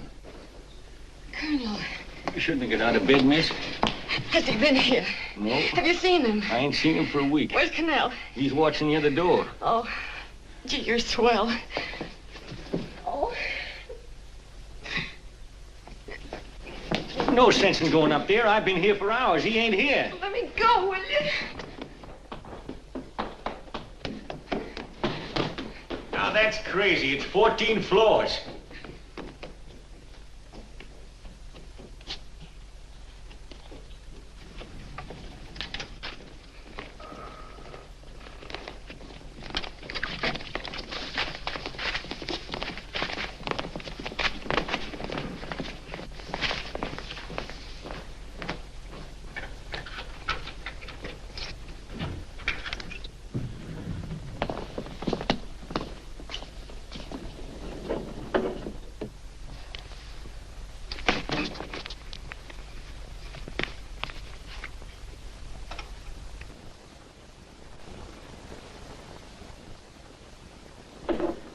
far as the elevator goes. We gotta walk up to the tower.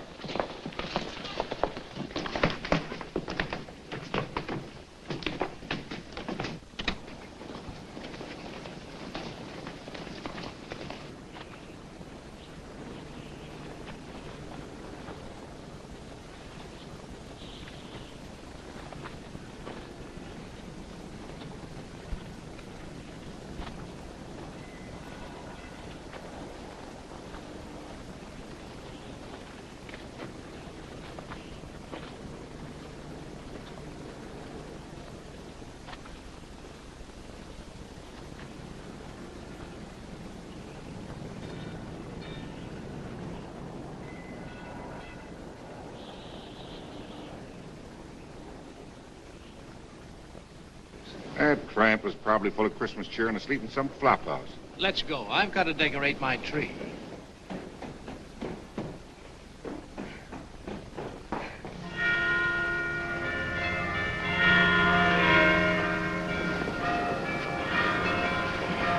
Well, I give up.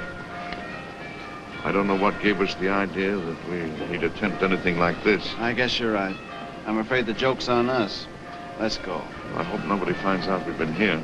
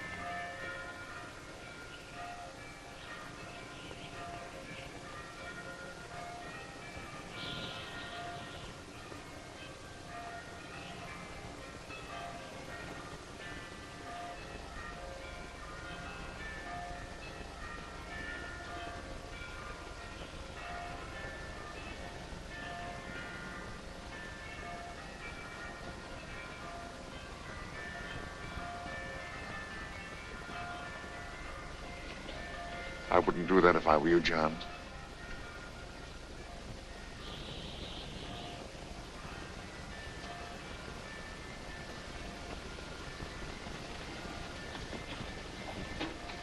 It'll do you no good. The mayor has policemen downstairs with instructions to remove all marks of identification you may have on your person. You'll be buried in Potter's Field and you will have accomplished nothing.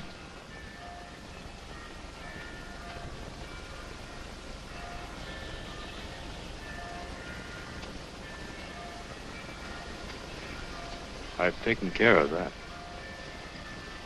I've already mailed a copy of this letter to Mr. Cannell.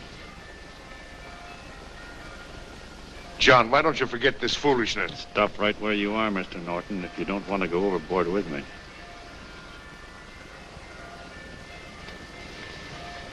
I'm glad you gentlemen are here. You killed the John Doe movement, all right. But you're going to see it born all over again.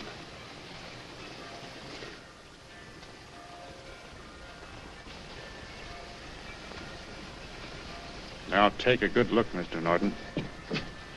John! John! Oh, John, no, I won't let you. I love you, darling. Oh, please. Please don't give up. We'll start all over again. Just you and I. It isn't too late. The John Doe movement isn't dead yet. You see, John, it isn't dead or they wouldn't be here. It's alive in them. They kept it alive by being afraid of. That's why they came up here. Oh, darling. Sure, it should have been killed. It was dishonest. But we can start clean now. Just you and I. It'll grow, John, and it'll grow big because it'll be honest this time.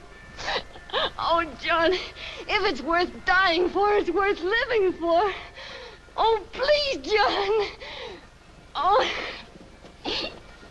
Oh, please, please, God, help me. John, look at me. You want to be honest, don't you? Well, you don't have to die to keep the John Doe idea alive. Someone already died for that once. The first John Doe. And he's kept that idea alive for nearly 2,000 years. It was he who kept it alive in them. And he'll go on keeping it alive forever and always. For every John Doe movement these men kill, a new one will be born. That's why those bells are ringing, John. They're calling to us. Not to give up, but to keep on fighting, to keep on pitching. Oh, don't you see, darling? This is no time to give up. You and I, John, we... Oh, no. No, John. If you die, I want to die, too. Oh, I love you. Oh, John.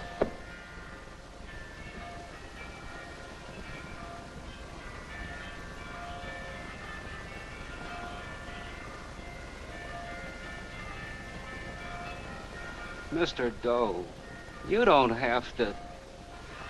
We're with you, Mr. Doe. We just lost our heads and acted like a mob. What Bert's trying to say is that we need you, Mr. Doe. There were a lot of us that didn't believe what that man said. We were going to start up our John Doe Club again, whether we saw you or not. Weren't we, Bert? And there were a lot of others that were going to do the same thing. Well, Mr. Sourpuss even got a letter from his cousin in Toledo. I got it right here, Mr. Doe. Only it'd be a lot easier with you. Please. Please come with us, Mr. Doe.